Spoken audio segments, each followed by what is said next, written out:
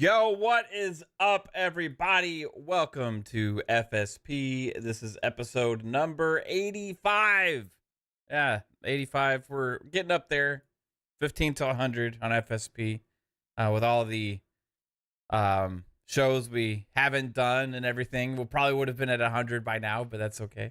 But I appreciate everybody for being here. I see we already got 60-something people here hanging out in the chat. Lots of awesome familiar faces. You all rock. Thanks for supporting the channel and being here. If you do like the content, hit that like button, share it out, sub to the channel, notification bell, all that cool stuff. Also, audio listeners, appreciate every single one of you as well. And let's have some fun today. This is an interesting show because there's been a lot of news come out about a specific game that I in the past have tried to warn some people about, but many of us have as well in the community, but somehow this game still got the best of some, and they were who we thought they were. That's all I'll say. But let's get into the amazing panel. How you doing, Jasper? Doing pretty good. Just been playing the finals over the weekend, so it's kind of what I've been up to. Right on. Are you enjoying it? Yeah, it's all right, I guess. It's something different to play for a little bit. Yeah, the mechanics. I remember playing on the beta. The mechanics are pretty good on the beta and stuff. We tried to play me, you, and Kate the other day, but couldn't get partied up. So I don't know if that's. It's fixed. All you had to do was restart your game, and you would show up on the friends list. Oh, okay. We never did that. Yeah, well, that seems like something we should have tried probably, but oh well. it is what it is. Maybe next time. But yeah, thanks for being here, Jasper. How are you doing, Fuzz?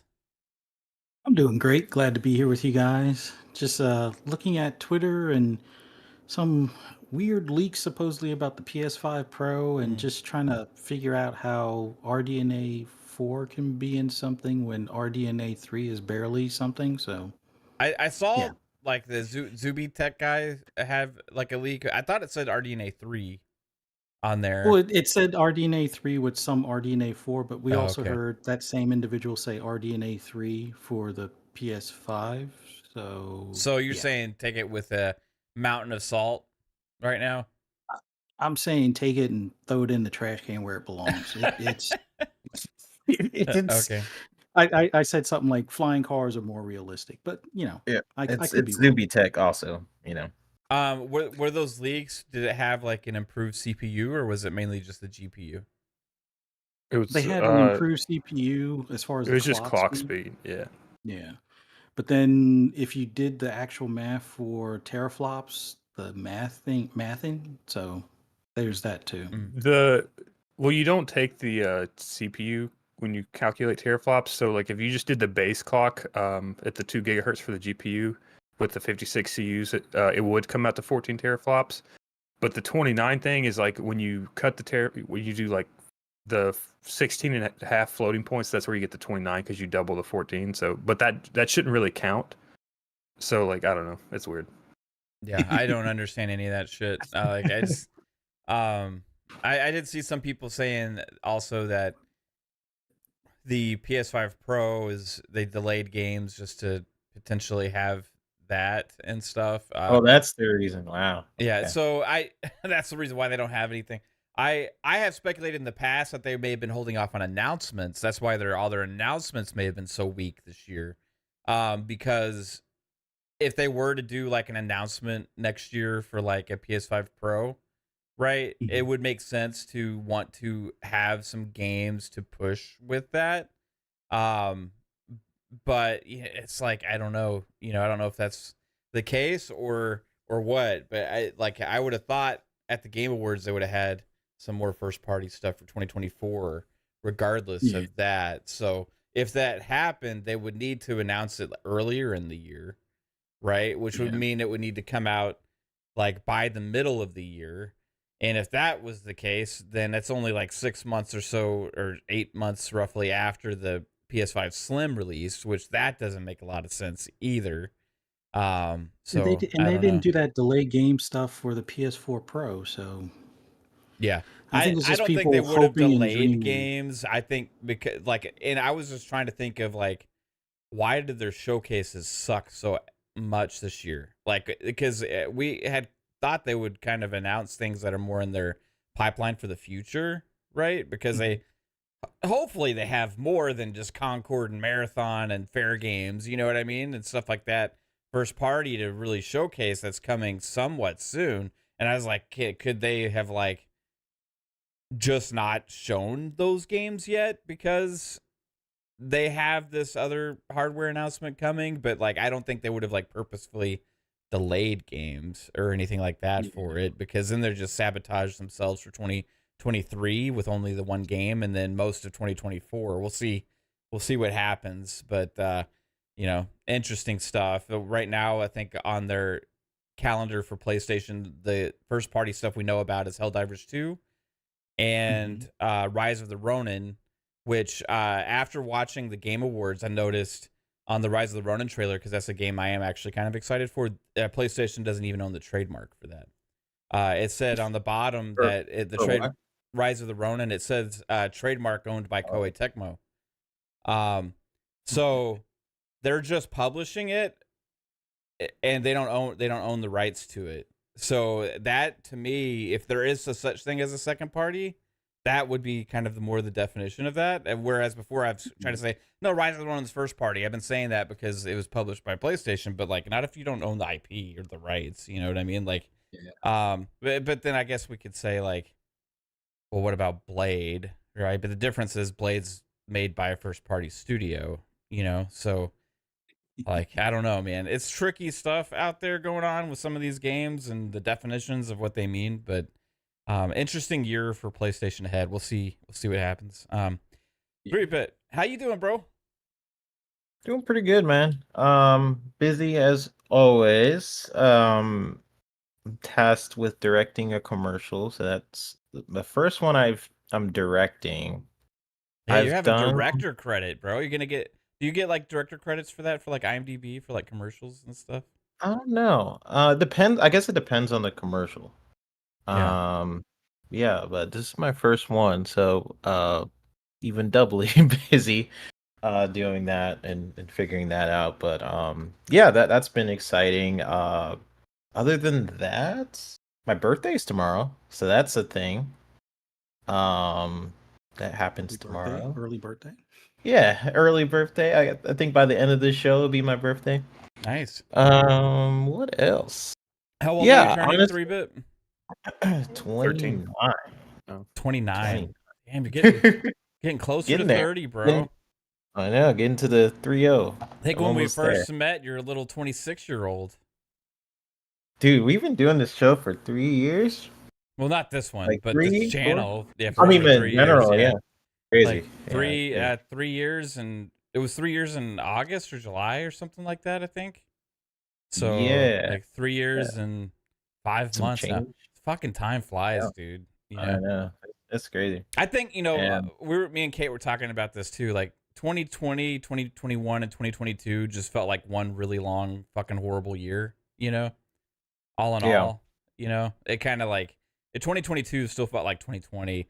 This is the first year really that it felt like finally a new year in a way. Kind of the world has kind of like felt different this year than the previous couple, you know? So yeah, because it was interesting. I think a lot of people came into the podcasting scene. At least that was around the time I came into the podcasting scene, was around the height of the pandemic, and everyone's like, "Well, what do I do? I want to talk about something to somebody."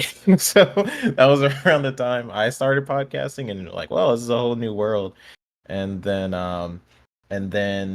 the next year, Xbox got no games. That was around that time frame, and now we're picking up the steam with Xbox. And today, this year was a good time to be a gamer in general.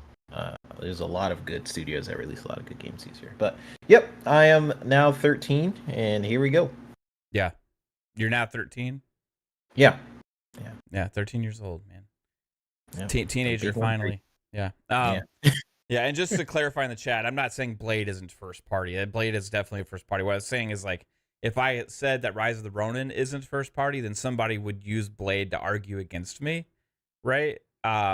Because of the fact that they don't technically own the trademark to Blade, right? So the thing with Rise of the Ronin is like I don't know what happens if it's just like a timed thing or whatever. Like because I would have thought like a lot of these games that are published like by first party publishers, they usually get the rights to the IP, right? Unless it's like a Spider-Man or like a Blade or something like that, obviously, because it's like a Final Fantasy type situation. no, because PlayStation doesn't publish Final Fantasy.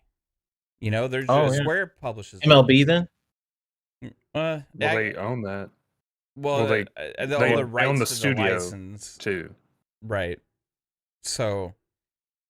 Huh. Okay. I mean, they don't own the rights to the license outright. I'm just saying they own the ability to like make the game, license the game. So, like, I'm trying to just think of a game that's similar. Yeah, I can't think of an Xbox title. That's what I was trying to think of. That's like that. Ori was, I guess that's owned by Xbox, so that isn't. Yeah, is Ori owned by Xbox? Or yeah, because the creator of Ori. Xbox, okay, Moon Studios was their own independent thing. I think because he was posting on Twitter the other day. Yeah, I can't really think of the game like this. Sunset Overdrive. Sunset. There you go. But they did they own the rights, but they like sold it back to them?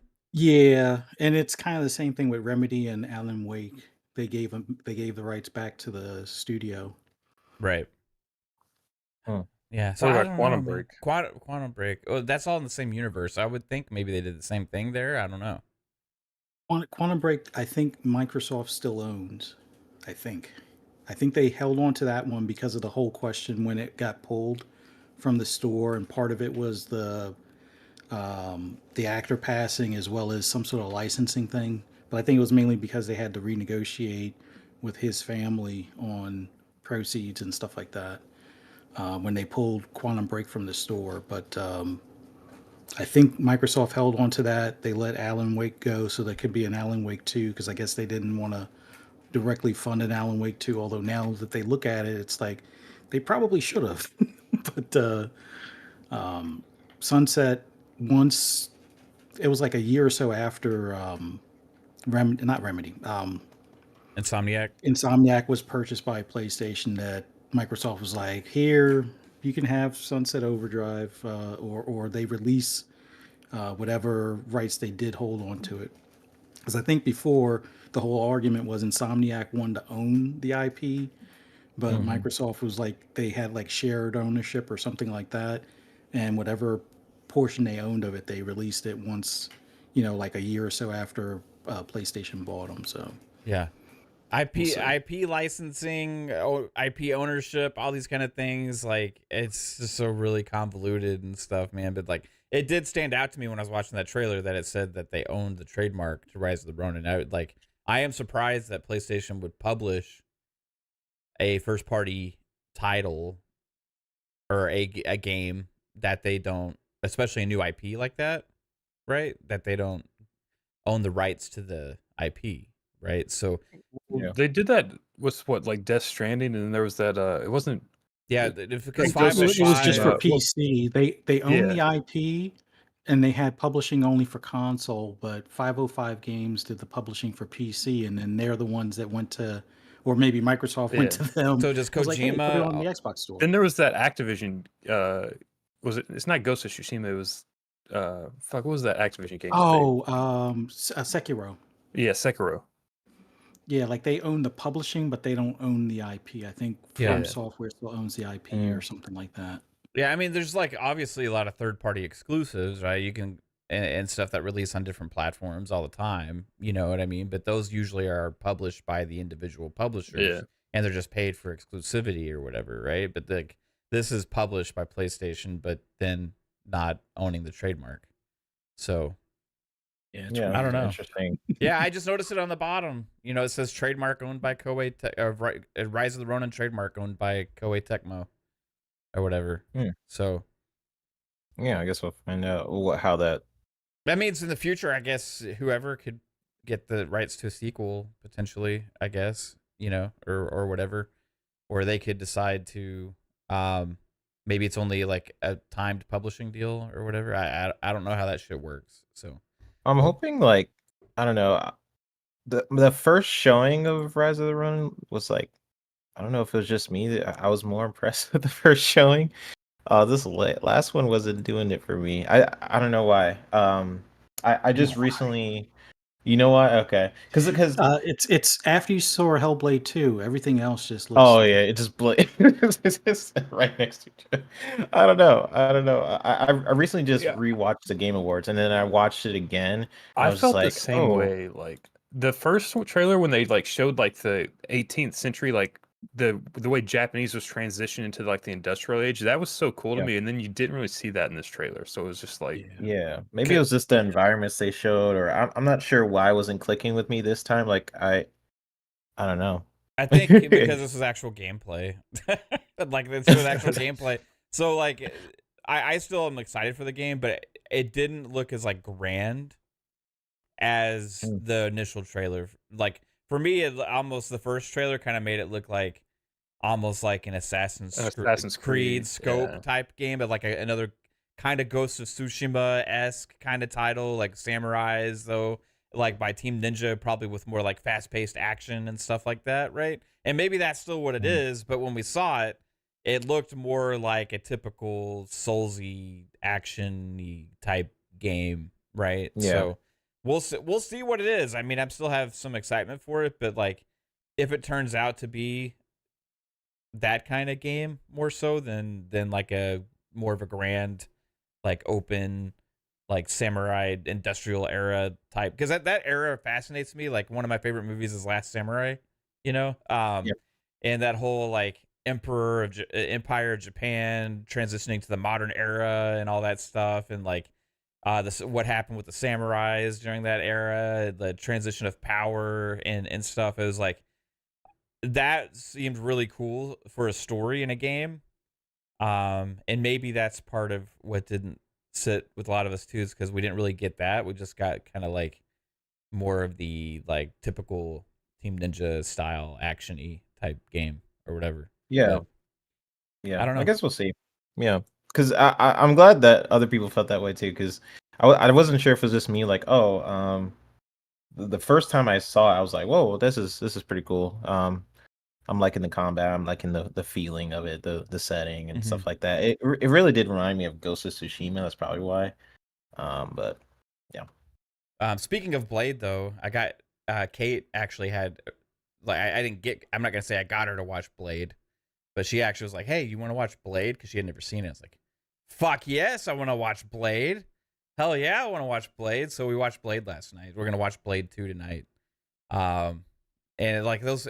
God, the first. Don't they only go downhill after the first one? A little bit, especially especially the third one. I think a little bit. Third one has like some controversy with Wesley Snipes and stuff too, like behind the scenes. But it's I forgot that movie came out in 1998, bro. It made me feel old as shit. That's 25 fucking years ago. I was 2. You were 2 years old, Jasper. 25 fucking years ago is when Blade came out. And I mean, you can tell too with the CGI and the and stuff, like it's so cheesy, but it's so good too, man. And but the other thing I took away from it, man, is like they go like pretty hardcore into like some of the M-rated, like, you know, or like R-rated stuff there.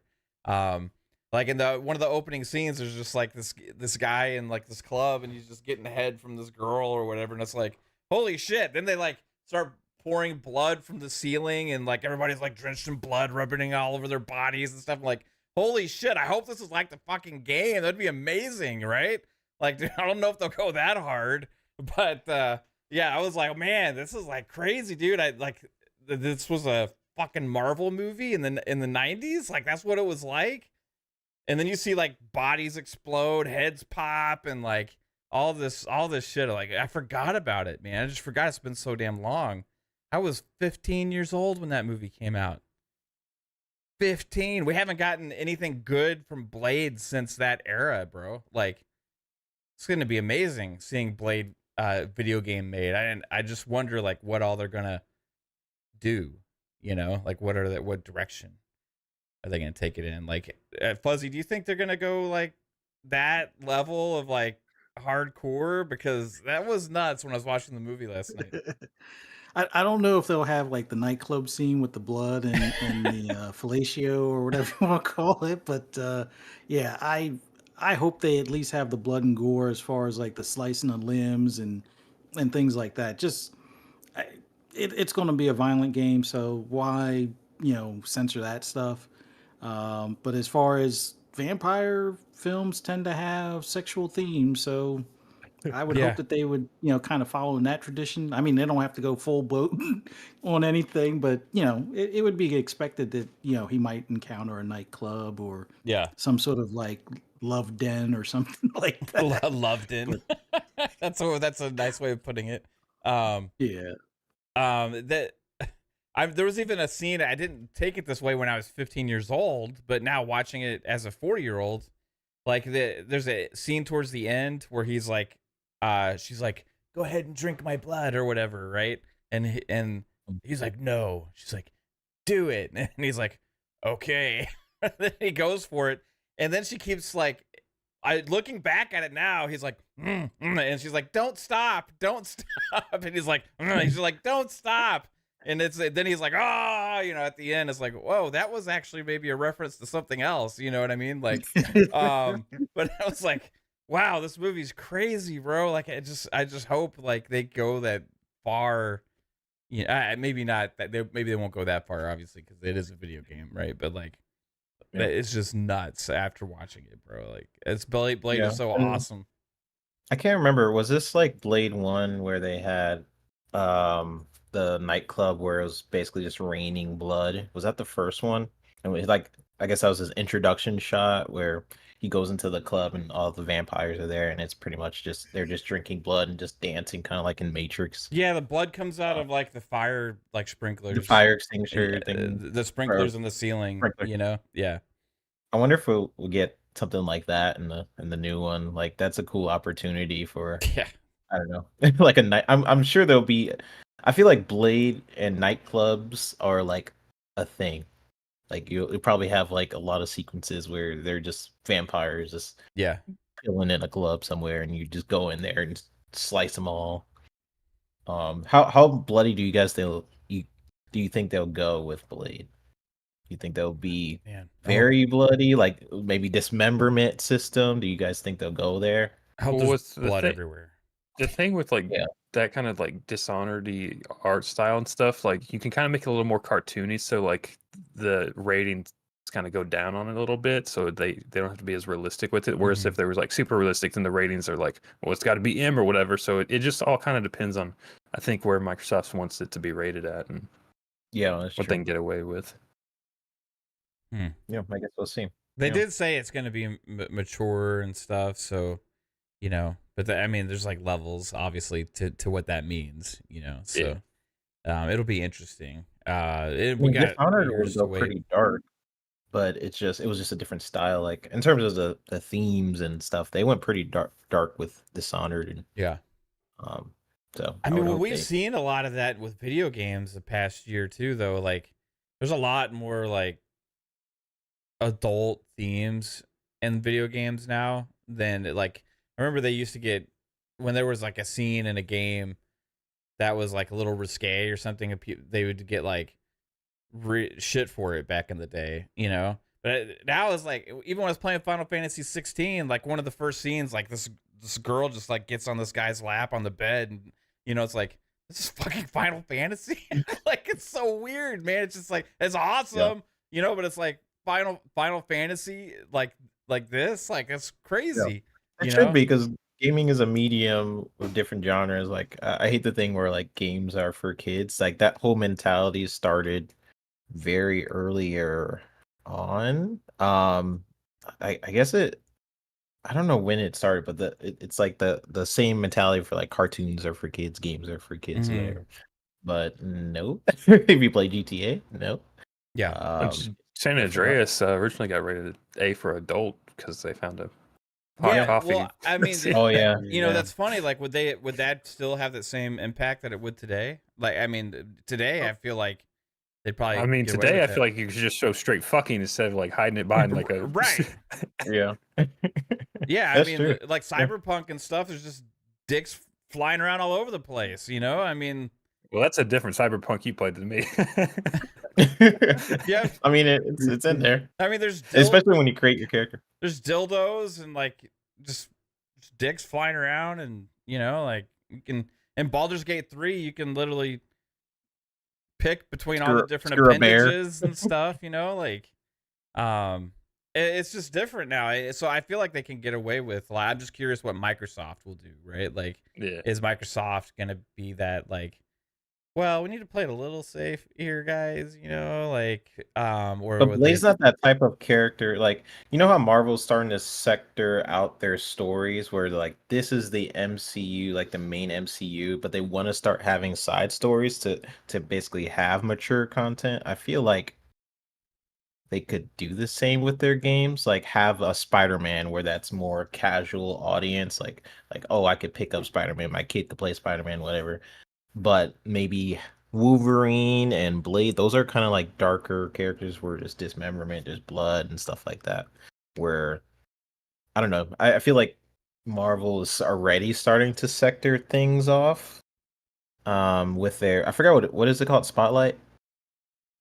For their TV shows and things like that. So yeah, well they have ones that the Spotlight ones they're saying are kind of like separate from the grander MCU story, right? Yeah, but so isn't it like Echo is Daredevil is part of the Spotlight series? Is Daredevil also Spotlight? I don't know, but like Echo is super mature. Like in the trailer, they showed like guy getting shot in the head and stuff like that. They don't really show that stuff on camera in the other movies too much. Yeah. So I think they wanted to try and take that like darkness that Netflix had, with their Marvel stuff and bring it over. People would flip out if they didn't, with some of those things. But I think maybe because of that, they want to keep it separate so it's like easily identifiable for parents or something. I don't know like why they separate it so much, but did they say if the new Blade was going to be rated M, like the movie, or rated? They said it's going to be M, I think, or like R or whatever. Yeah, movie? R, whatever the movie. I'm pretty sure they said it's going to be rated R. Because I was wondering like if Marvel if Marvel was going to try to keep it PG-13, they may step in and be like, we don't want our characters seen that way or whatever, but. They were okay with it in 1998. That's for damn sure. Because Marvel in 1998 didn't have any fucking money. It's true, they didn't. Right, Marvel was in a different place back then. But yeah, Alvin says it's rated R. I can't imagine making a Blade game, not a movie, not rated R. That would just suck. That would suck. I guess we didn't answer this. Maybe you guys answered this, but. I already know Blade is going to be exclusive, but I guess we should open it up to. How do you know this 3-bit? How do you know? Logic. Okay. Just Good point. Good point. It's the same. It's the same. I didn't know if you had heard something, with like your Bethesda friends or something. I'm just following what they've done. Like it's if it's the same thing with like why people were surprised about certain other things being exclusive. I'm just like, it makes sense based on what they said in the past. What they're like, hey, these are legacy titles. This is the legacy titles. Yeah, we're going to continue to support those. Elder Scrolls Online, that makes sense. It's already on other platforms. We're going to DLC, stuff like that. We're continuing to support those. Almost everything else will be exclusive, and that's when he came out with the whole thing. I had a whole post about like their exclusives and what games are coming and stuff like that. So like I just take that and apply it to Xbox in general, but I know the media doesn't, because they are like, well, Minecraft, they put up these examples. That's a little bit of Xbox's fault in a way of like, I know Phil, he mentioned that he hated the fact. I don't know if you guys remember that. I remember he said in an article that like he hated the fact that people are confused by that.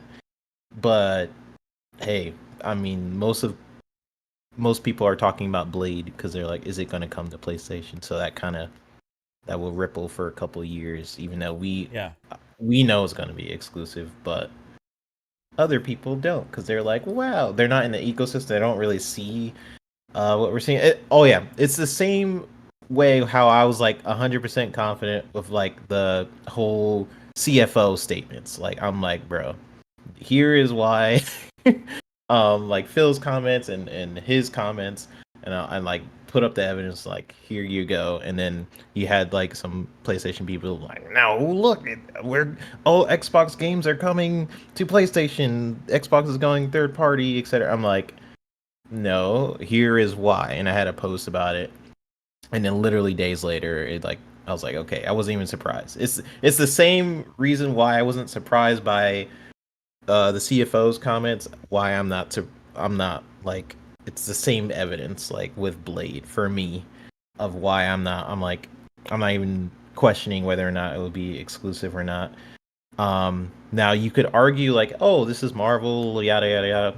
He just like said today, for example, like, oh yeah, it's up to Bethesda. You talk to Bethesda about it. I'm like, well, dang. Yeah, I was gonna get into some of that here. Let's get. Yeah. I want to get a couple super chats real quick first. Alvin hit us with the $2. Says Blade 2 is on the Mount Rushmore of comics for me. Greater than one. Right on. I never read the comics actually. Then Lord Roughness with the £2 super chat says, this far out, IGN have their 4 out of 10 ready for Blade. Probably so. It's going to be interesting to see like how the critic reception is, and I think logically, like after seeing some of the articles already and some of the reaction the last couple days, ever since it was announced, and how some of these articles are already saying like, Marvel wouldn't let them do like a Blade game as an exclusive or this or that, or like, if people would be upset if a Marvel game was only on one platform, and like, hello, Spider-Man. I'm seeing like articles like this all over the place, and not only that, but Ultimate Alliance is also only on Nintendo as well. Like there's been other Marvel games in the past that have only been on certain platforms and stuff like that. So it's like, is that really a thing? Like it doesn't seem to be a thing. But for me, it kind of comes down to like maybe like Xbox was like your theory was right, Fuzz, about them kind of trying to control the narrative for a few years or something, and let the community hype it up about unanimously being excited about the game and the conversation being about the game. Now, up front, right away, the conversation a lot has been like, is it exclusive and all that kind of stuff, But those people are still hoping for it, and that's part of the conversation, right? As opposed to just an instant negative that could be here, and then automatically an entire community just dismissing and downplaying and shit talking a game for a couple years before it comes out, which would be the contrast to that. Like, it's going to be ass, it's going to suck, it's made by Xbox Studio, all these things. That's what they'd be saying. Yeah, and then they'd that's be what like, they said with Starfield too. they'd be talking about how it should be on PlayStation and all these other kind of things, and it's like, now it's just like, hey, there's a question out there that people are asking, but like at the same time, they're also thinking about the game and having hope for it. Yeah, right? now the PlayStation people have the tiniest bit of hope that it might come, just so they can get ripped away 6 months before launch. Exactly. Yeah, you want to hit them with that and make them hype this game up for a couple years, and then when you give them that news, it's like, oh shit, I've been hyping up this game for a long time. I've been talking about it, I've been excited about it, I've been looking into it, hoping it comes to PlayStation. I bet some of these guys are going to like make bets and gamble that it's coming to PlayStation and stand on that square so much, right? And then they're going to like be hyping up the game, talking about how it's going to be a PlayStation game, all these things. And then, they're going to turn that train around, right? And before it said, like, what, I was actually never excited for this game. I didn't like this newest trailer, all this kind of stuff, like kind of how they do with Hellblade now, right? So, it's going to be interesting to see, but I do agree. I think it's going to be exclusive to Xbox. And to what you were talking about, 3-Bit, there was an interview article that came out from Axios, from Stephen Totilo from Axios, and he had an interview with Disney. And the conversation of Indiana Jones had gotten brought up because this interview happened before the Blade announcement. Okay. So in the interview, they asked about the Indiana Jones thing, which did two things for me. it shut down the narrative about Marvel and Disney not being okay with games being exclusive on Xbox, right? But the other thing is it reconfirmed the Indiana Jones exclusivity. That was only part of a leak before, right? So that has been double confirmed now from Disney. And then the other aspect, like I said, is they pretty much admitted that they're fine with a game being exclusive to Xbox. So I want to get to that part of the interview. Mm-hmm. On renegotiating the Indiana Jones game's terms at the request of Microsoft to make it Xbox PC exclusive after Microsoft bought its development studio. With Xbox still being one of the bigger marketplaces for games, we didn't feel like we were going to be overly exclusionary. We felt like it's still going to reach a broad set of folks, and we felt financially and strategically for the game that made sense at the time. Now, also, the other thing is this, weren't there rumors that probably this Blade deal kind of came down around the same time as this? I don't know. So that's kind of what remember the licensed game was on the leak from the documents from like 2020, right? Yeah, when we speculated it could be, if you guys go to when the documents leaked and looked at that episode, at some point we were like, I wonder if it's Blade. That's so funny. It ended up being Blade, but so with this evidence from Disney themselves, like, why wouldn't they be okay with this game being exclusive on Xbox, right? They're literally doing it with a larger IP in Indiana Jones, right?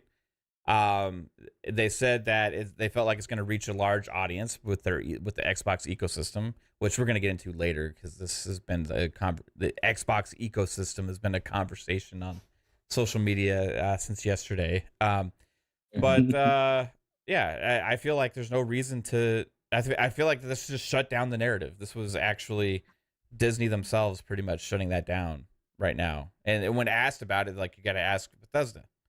Well, that kind of means that Bethesda's they're in charge of the decision. Like, right. It's like you put these things together and people are like, nah, they need PlayStation as an audience. They need it. And I'm just like, okay, if you're putting that logic, you're like, okay, that Blade needs to be on PlayStation because they need that audience. Then your argument is like, okay, that game needs the PlayStation 5 audience, which is the console, right? And then you're like, okay, what is the smallest market of all the platforms? You got console, mobile, and PC. What is the smallest one? And then that's why someone brought up, like, oh, they need the PlayStation audience. I didn't even like get into this argument with him. I was like, okay, what is the smallest market? If Xbox needs PlayStation's audience, what is the smallest market? And then he was like, oh, it's console. And I'm like, yes, okay, cool. So we got there. I'm like, okay, cool. So yes, that is the smallest market. What is Xbox's ecosystem? Xbox, PC, console, mobile, yeah. By all the that time that this comes out, too, you would think the cloud might even be better and like all those you kind would of hope things so, right? too, right? Because they're expanding that. So when you take that into account, and the Disney's comments, which I guess we'll get into later, but when he's essentially saying like, oh yeah, they have a pretty good ecosystem. They're whatever he said. I just read those. Yeah. So they don't need PlayStation. I don't know how many times we have to say these points, but I feel like it needs to be brought up because I think people forget sometimes of like Xbox's overall plans of how they are making their ecosystem, how they are making their games in general, like Xbox, PC, mobile. Like, that's a bigger ecosystem than PlayStation. Like, if you just the PC audience alone is bigger than PlayStation. So, and PlayStation isn't necessarily releasing their games on PC day one. So Xbox is already marketing to a different demographic and a new audience that maybe wouldn't always pick up that game.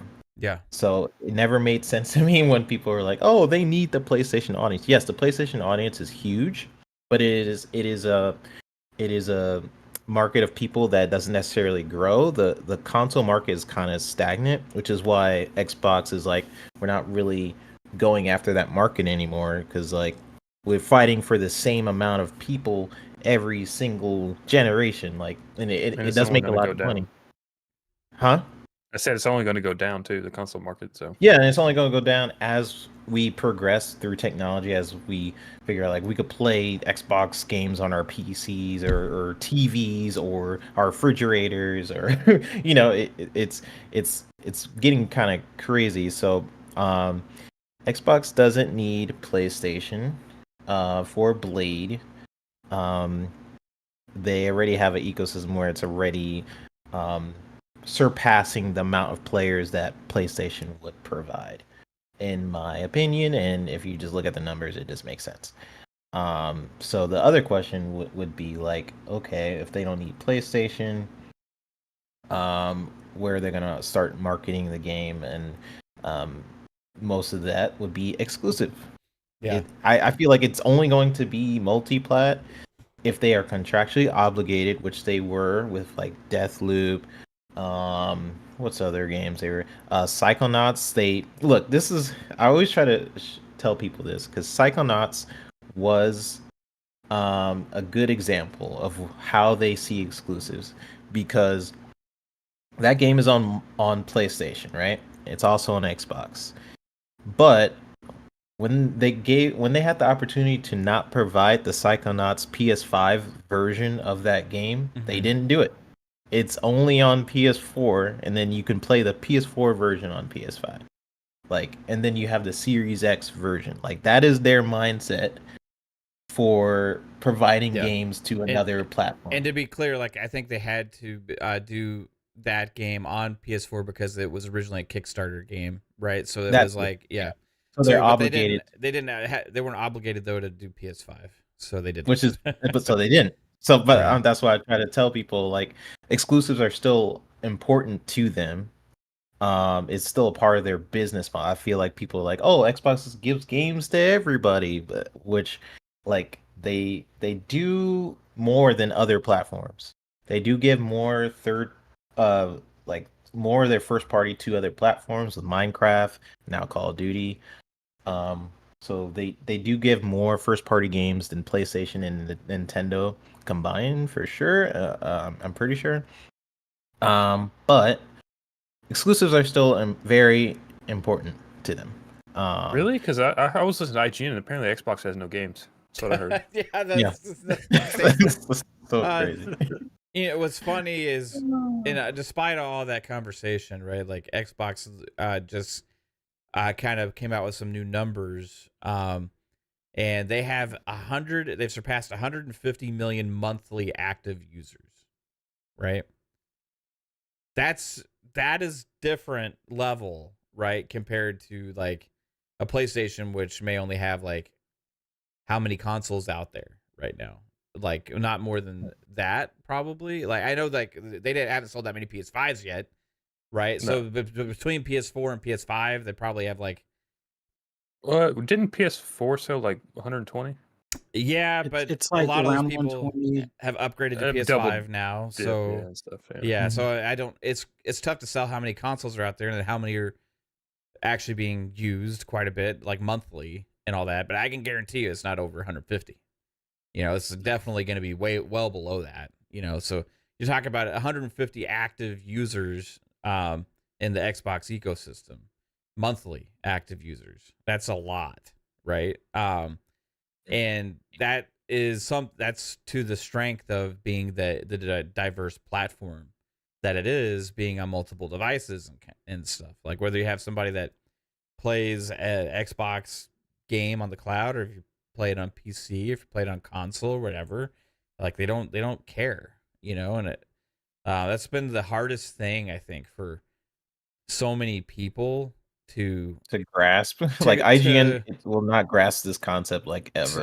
A lot of people won't, man. It's like they can't grasp the whole thought process about the console market not being the defining factor for what Nintendo is, PlayStation is, and Xbox is, like in what they mean to each other. Like it used to be easy, like you could just look at a console sale and be like, okay, well they have this much market share. You know, but when you have one platform that's literally releasing their games on PC and has the cloud where you're playing the games there too, and you can play it on Do an you think app, on a they, TV, all that shit. because those like, numbers just came out, do you think they included the Activision numbers in that? I don't know. Is that where they I got don't that think big so. bump from? It's I don't know. possible. It's very possible, Jasper.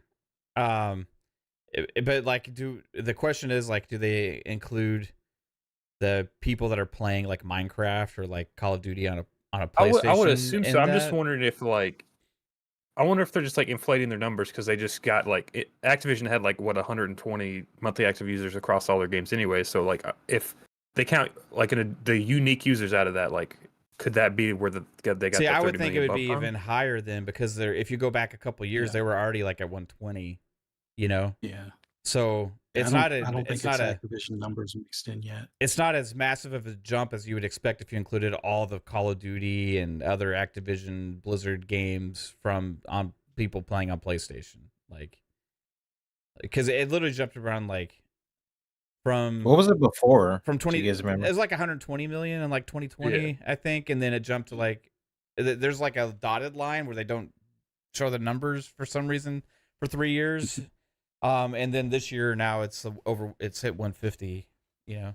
Oh. So I'm imagining there was some growth in that period, right, between 2020 to 2023. I just don't know exactly what it was. It kind of showed like a trajectory and then a big jump for this year. But this year they had a lot of games, you know, as well. Yeah. And But they always had a bigger sort of ecosystem on Xbox Live. Unless I'm wrong about that. Like if you compared the Xbox Live to the lowest tier or the PS Plus numbers, Yeah. it was Xbox Live was always higher. Yes, Yeah. it was. Yeah. So, and then the Game Pass would be equated to PlayStation's extra tier, and then Game Pass had higher numbers. Yeah, but now too. they changed it towards Game Pass Core, so now you can directly correlate Game Pass Core to the Essentials, right? So, like in a way, that kind of solves that problem. PlayStation was inflating their numbers for a while with subscription gaming because they just Rolled everyone over. they just changed the name of their base service to added Essentials at the end of it, but it didn't. Their service wasn't any different. In fact, they actually took stuff away from it. But then they claimed that all those people had more subscribers than Game Pass, right? Which was like, but that's not the competitor to Game Pass. The competitor to Game Pass PS Plus Extra, which only had like a handful, like a few million subscribers, right? And they lost like 5 million over the past year or so, if I'm not mistaken. Like within the past year, they've lost 5 million subscribers. So yeah, they gotta put games in there day one, man. That's what's gonna get people to sign up. But I don't know. I mean, they don't even put their games in 2 years later. Are you? How long ago did GT7 come out now, Fuzz? February last year. It's been a year and like 10 months. Almost. Yeah, a year and 10 months. And like, I wonder when they start GT7 taking that serious. I feel like they just don't have to because people aren't saying it enough. Like, there's no, I don't know, mass outcry to make the service better, or maybe there is, and they're just kind of like, well, this is what you get. I don't really know. Because PlayStation people keeps buying their first party games and then reselling them to GameStop for $50 or whatever. I mean, but then the reports are like physical sales are really down for them too. So like, yeah, I don't know. Most people buy third-party games on PlayStation. Like, if you look at the, what was it, the numbers? They were like, a lot of first-party game. I don't know. They don't sell as well. I mean, that makes sense. People, they go on PlayStation to play like Call of Duty or Fortnite, or like Fortnite or Madden, stuff like that, and they don't typically go out in droves to buy something like Last of Us as much as those. But yeah, I still think overall, like, there's a lot more like multiplayer, like, kind of gamers on Xbox, and there's more single player gamers on PlayStation. Like, and I think that's probably why a lot of there's more active users like monthly on Xbox, because like there's so many like good games as a service games, even from the first party. Like, You look at Minecraft, which has alone like a shit ton of active users, and you have Sea of Thieves. You know, now Halo Infinite hit its stride. You know, I mean, and then you have now you add Call of Duty and Diablo to that mix. But that number, if you're asking Jasper, I think maybe that would equate to the jump from the ABK games on the Xbox platforms, right? Like alone. I saw, I think it was G maybe in the chat or whatever. He said that he thought it could be where they changed over core. So maybe they're actually counting core users now instead of, but I don't know. Well, the active users is just like having an account, which would have been Xbox Live Gold members before, right?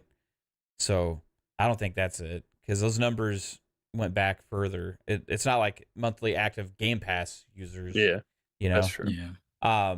I think it's probably adding the ABK from like people that play on the Xbox, on PC, like for ABK games, like, and also for like the Xbox consoles. That's where I think this probably come from. The places they consider their ecosystem. Because I think it would have been even higher if they added like PlayStation and shit in there. Like, Yeah. I mean, how many PlayStation gamers? It's the number one game But on like PlayStation every year. you couldn't add, like, even if you didn't, like, I mean, if someone was already playing Call of Duty on Xbox, that means they're a user anyway. So Yeah. they couldn't add that. So they would have Right. to add it from somewhere else. Oh, maybe yeah. I think it's just some of the bump. Let's be real. Some of the bump is probably because of a lot of the Bethesda stuff that was their own launcher before is now part of Xbox. So for everybody that didn't buy Like Blizzard.net. Well, yeah, they're not counting the Blizzard stuff. Like I don't think any ABK related anything is in this.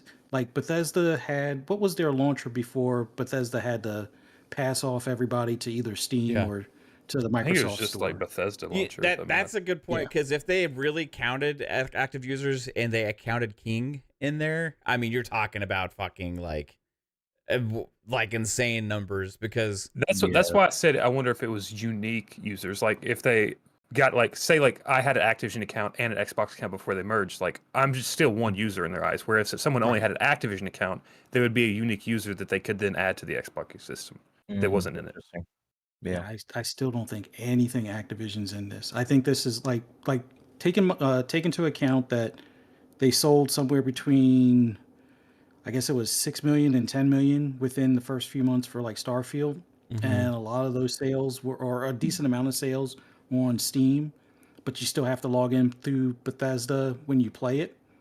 And I think that will count now. Like before, if you bought a Bethesda game through Steam, it never counted on the monthly active.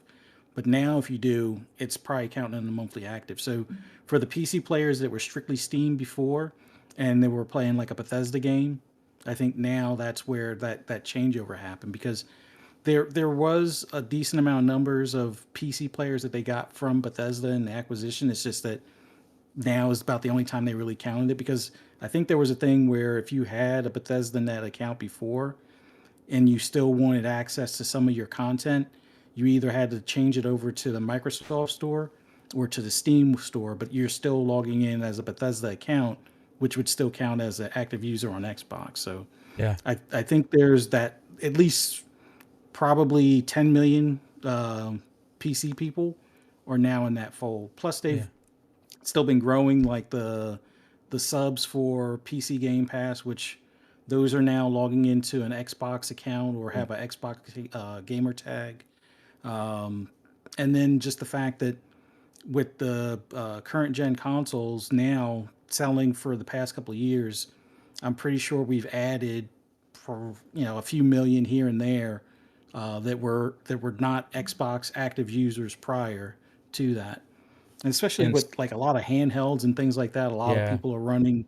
You make a lot of Game Pass sense, because like I really like, if you really think about it, adding ABK in general, like would just like make those numbers so much bigger, and even them 150, which is it was just huge, like in general, like just for so. But like if you go back and look at it, then the jump wasn't like astronomical, right? It was like about 15% Well, or so. well, Steele was saying in the chat that he thinks that it wasn't including Activision Blizzard. Yeah, that's what Fuzzy's saying too. Like, that's what I'm agreeing with.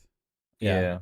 Like, I think you're making good points. I think Still makes good points in the chat too. Like, it's that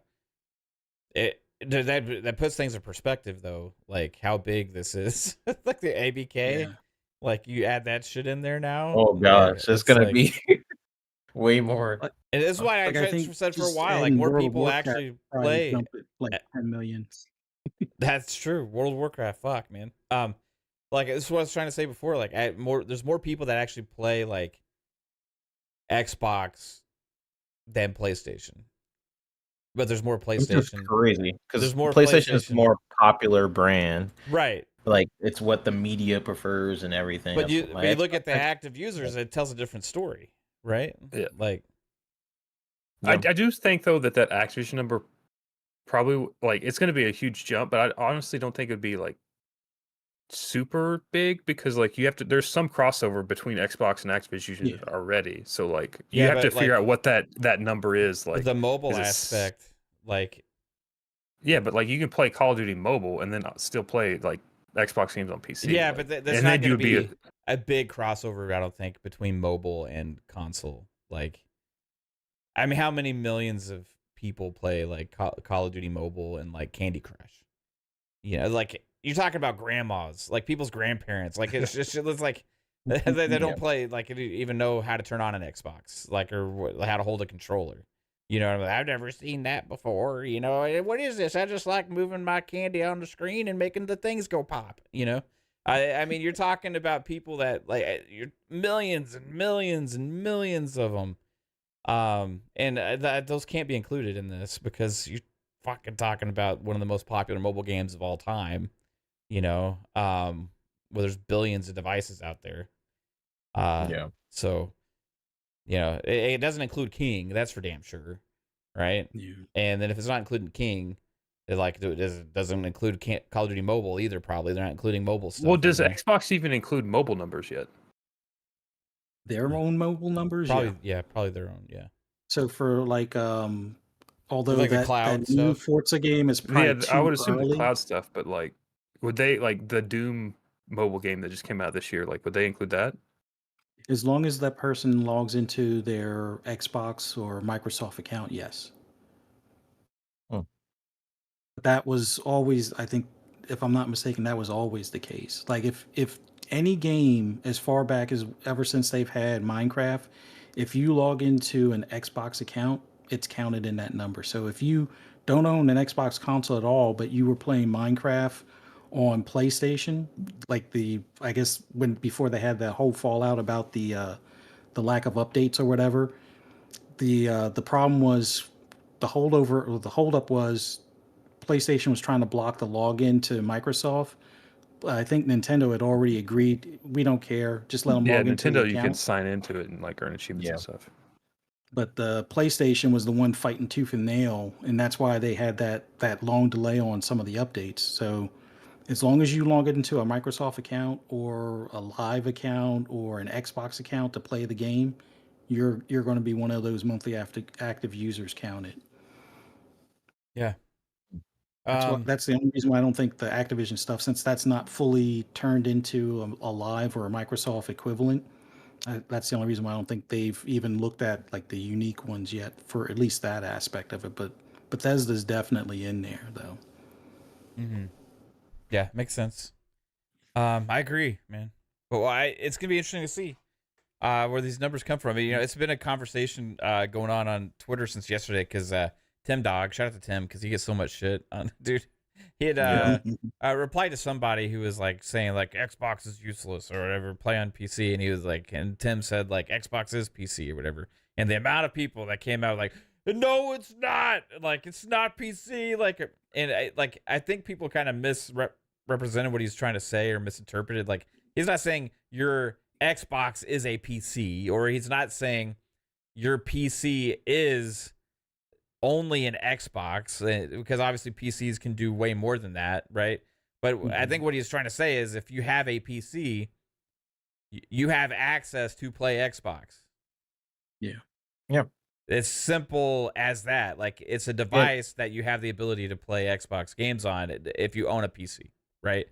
It's part of the, so that's why they kind of consider it part of the ecosystem. Like, literally, if you buy a PC, the Xbox app is already installed on it, right? Like, the games are updated. That's where they want you to, they kind of, you know, some may not like it. They try and push you into using the Xbox stuff. And obviously, most people use Steam instead. So, yes, use Steam. But then they also put their first-party games on Steam as well, right? So, to counteract that, they still are okay with that. And you're still on a device that you're accessing those games. And even if you install the game on Steam, you still have to log into your Xbox account, I believe, on a lot of those games, right? So, they consider that as part of their ecosystem, just like they do with mobile, with the cloud now and all that kind of stuff. And in the future, when they release a mobile storefront, even more so, right? But like, I just was so surprised at the amount of people calling them names and everything because of that simple thing. And then so much people are like, just don't, why buy an Xbox? It's useless. You know, this whole conversation started again. Like, why buy an Xbox? It's useless. You know, just get a PC. Yeah, I can tell you the reasons I have I made a post kind of counteracting this guy because I have an Xbox on, like, in every room of the house where we have a TV, you know. Mhm. And I also have a PC I got this year to play games when I really want all the bells and whistles of the graphics and all the features, right? And then somebody was like, well, if you're going to brag about that, why not say that you have a PS5 and a Switch too? Like, okay, well, I have a PS5 and a Switch too, but I'm not talking about that. I'm talking about fucking Xbox, because this guy was trying to say that Xbox is useless. So the reasons why I have Xboxes is because I don't always want to sit here and play fucking games, right? The other thing is I have a huge fucking library of games on the Xbox, and not all those games are on PC. And not all those games transfer over. So, like, I own 700 games, 700 games in my Xbox library. Then you have Game Pass. Not all Game Pass games are on PC. Some of them are on PC and some of them are on Xbox, right? Then you count Ubisoft Plus, which I'm currently subscribed to on console. Because why? I decided to subscribe there because I felt like chilling in front of my TV to play Avatar, right? And then you add all the games with gold and stuff you've accumulated over the years for free and all these different things, right? So just, hey, yeah, I have a PC now, so I'm just going to go to all my TVs in the house and throw away all the fucking Xboxes so I can't enjoy playing games on any other TV in my house. So that way I will solely be focused on having to play in this one place right here in front of my ass. I sit here all fucking day, all the time. I'll never leave this fucking chair. I'll never lay in bed and want to play games again. I'll never sit in the living room and want to play games again. I'll never sit in the media room or wherever else I fucking want to play games. Never again. I'll just sit here because I have a PC. My ass is glued to this chair. I can't access. I'll just throw away my fucking library. You know what? Just fuck it. I have a PC now. We'll just throw that library in the fucking trash. You know, the library where the Xbox actually supports backwards compatibility and allows you to fucking play games for 3 different generations. Hey, I'll just throw that shit in the 4 generations. Actually, take it back. Just throw that shit in the trash too. Hey, it's fucking useless because I have a PC, you fucking moron. Why the hell would I do that? Why would I just throw fucking thousands of games in the fucking trash because I own a PC now and force myself to sit in this one fucking place all the fucking time? I don't want to live that life. I would rather play wherever the fuck I want to play and have my progression move over to wherever I am. Just get another PC. Yeah, we're gonna fucking buy another PC. $2,000 PC on every fucking TV in the house. Yeah, like that would be really cool, but it also kind of suck ass. Could you imagine having to deal with all those fucking PCs and updates and all that shit all the damn time? My God, what a living fucking hell that would be. Like, one is enough, bro. One for me dealing with the issues that a PC have is enough, man. Like, whew. Like, I just don't fucking stand it. Like, what? I don't understand the comprehension level that people have. Like, some people move around their house, right? And some people don't live in a study apartment, like a studio apartment where you just have like one big room, right? I get it. That's you. That's cool. You know, nothing wrong with that. And if you're the person that lives like that, cool. You know, you're probably more likely just to only play on one device. But there are like millions and millions of people that actually move around a house because they have multiple rooms and stuff. And that sometimes they want to play in a bedroom or wherever else they are. And they're not going to necessarily put the high end PC everywhere. And if you're getting not a high end PC, then why the fuck would you not get a PC and just get a console in the first place? Because at that point, it's cheaper. And it's also easier. So like, I don't understand the whole fucking conversation. The Xbox is useless stuff, all that kind of thing. It's like so mind blowing that people don't understand those basic concepts. Anyway. Yeah, I mean, everybody like for me, like I have a powerful PC, right? And I still decide not to like game on it all the time. I did it a little bit with Starfield, but everyone has a reason for not gaming on a PC. For me, for years, it was like what you were saying, the updates, or for some reason, this game doesn't work on my PC because I need this driver. Okay, let me go forum and figure out what's going on. Okay, it was, I have to put this in the game to get it to work. Okay, cool, I did it. Oh, but you got an audio error. Okay, why do I got an audio error? Because whatever driver I have is not compatible with this. Okay, let me update this. You know, that's stuff you wouldn't get on a console because they do most of that for you, so you just turn it on. That's one thing, right? Of why I play on console. The other thing is I enjoy playing on my TV and sitting on a couch. Gross. When you have when you have a friggin' when you're just like playing on the console, whatever, you can kind of like Mav say you can move around and stuff like that. My PC is huge. It's like this big. It's attached all these wires and stuff. I'm kind of stuck where I'm at with my PC. Unless I want to constantly unplug hundreds of wires at my mic and my whatever to just enjoy it on a couch, that's not really feasible. So that's why I like playing on console. If I want to bring also another component, co-op. If I want more people to play on my PC, not every PC supports co-op on one screen. It's like a thing. Like a lot of PC games don't always support 4-player co-op on one. So a lot of games are starting to do that. A lot of PC games are starting to support it, but not all of them. It's just inconvenient. If I ever wanted a lot of friends over, we want to play a game, it can be a hassle if you don't have the setup for it, where it's a lot easier to do that with a console. So there's a million reasons why I prefer to play on a console compared to a PC. But it gets into that PC master race thing, like, well, you get the better experience, you get the better graphics, you get the better, and I'm just like, sure, you will get better performance on a PC if you have the graphics card.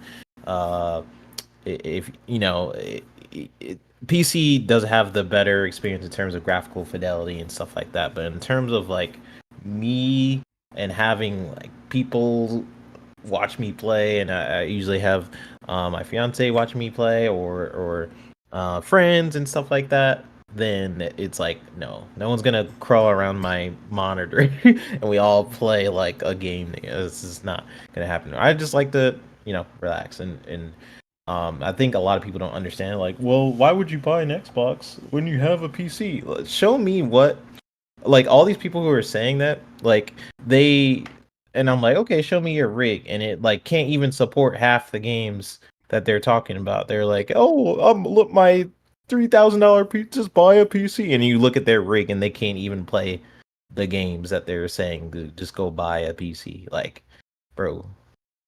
Anyways, rant over. Yeah, but it's just like, okay, do PC players, right? And I play on PC too, and I enjoy playing on my PC, right? Yes. But these people that are making these cases, when they want to chill in their bedroom and play games, or they chill in the living room and play games, or if they have more than one person in their family that plays games, right? And like, what do? They fucking pick up the PC and move it around the fucking house? Like, no, you're gonna have a TV on every, you're gonna have a PC on every fucking room in your house. Like, I don't get that. Like, I don't understand the argument there. It's normal for people to want to sit in other places at times and do different things. And like, sometimes Weird. I feel That's like so weird. Just sit in one it place. is weird. Like, and I think because some people's lifestyle is like that, so they don't understand. You know what I mean? Like, if you like, or like me, sometimes my daughter plays in the living room. Sometimes she plays in her bedroom, right? Sometimes my wife plays in our bedroom. Sometimes she plays in her office, right? Sometimes I play here. Sometimes I play in the media room or the living room. Is this a Dr. Seuss book? What the fuck No, is this? like, yeah. I'm just explaining. Like when we're chilling at night, sometimes we play a game together. You know what I mean? Like, I prefer the option of playing wherever I feel like at the time, based on like what we're doing. Like, it allows more. Now, I don't get into this. I'm gonna go into this one place because that's where like the gaming is, right? And I think some people's houses or their situation or their lifestyle might be like that, and they can't comprehend that other people have other lifestyles or whatever where they game in other places, or they don't just like sitting in one place. You know what I mean? Like, I work up here, you know what I mean, in front of this same thing. I do the shows here in front of this in front of my screens and stuff too. Like, I'm on this PC a lot, you know what I mean? Like, sometimes at the end of the day, you just want to fucking kick back and relax in like a recliner and fucking grab a controller and turn the shit on and play, you know? And that's value. And then the other aspect that none of these people can have an answer for is all the shit that you own already. Like, you don't just throw it away. Like, that shit doesn't just automatically carry over to PC. Like, talking about over 15 years worth of games that you have invested into an ecosystem. Like, yeah, you still, like, I'm always going to own an Xbox simply to always have that library. Like, yeah, and I see some people in the chat saying like, oh, I can set up multi screens and stuff like that, and you could play on your couch and stuff. Yes, you can do that. PC is very customizable. It's like, I want to do that? I have the PC like, set up on that TV right there. And like, I mean, yes, like, I understand. Yes, yeah, but that still doesn't answer the fucking question. Like, that doesn't solve what I'm talking about. Am I supposed to do that in every room of the house and have 2 displays and a PC? Well, theoretically, you could stream like your PC screen to any TV you wanted to. Yeah, but that's what I'm saying. Like, you could, the PC play. can technically do anything, right? It's customizable to be able to do quite a bit more than the console. So technically, yes, you can set it up to do what you want. It's still not always feasible. Like what we're talking about with like the drivers and you figuring out and all.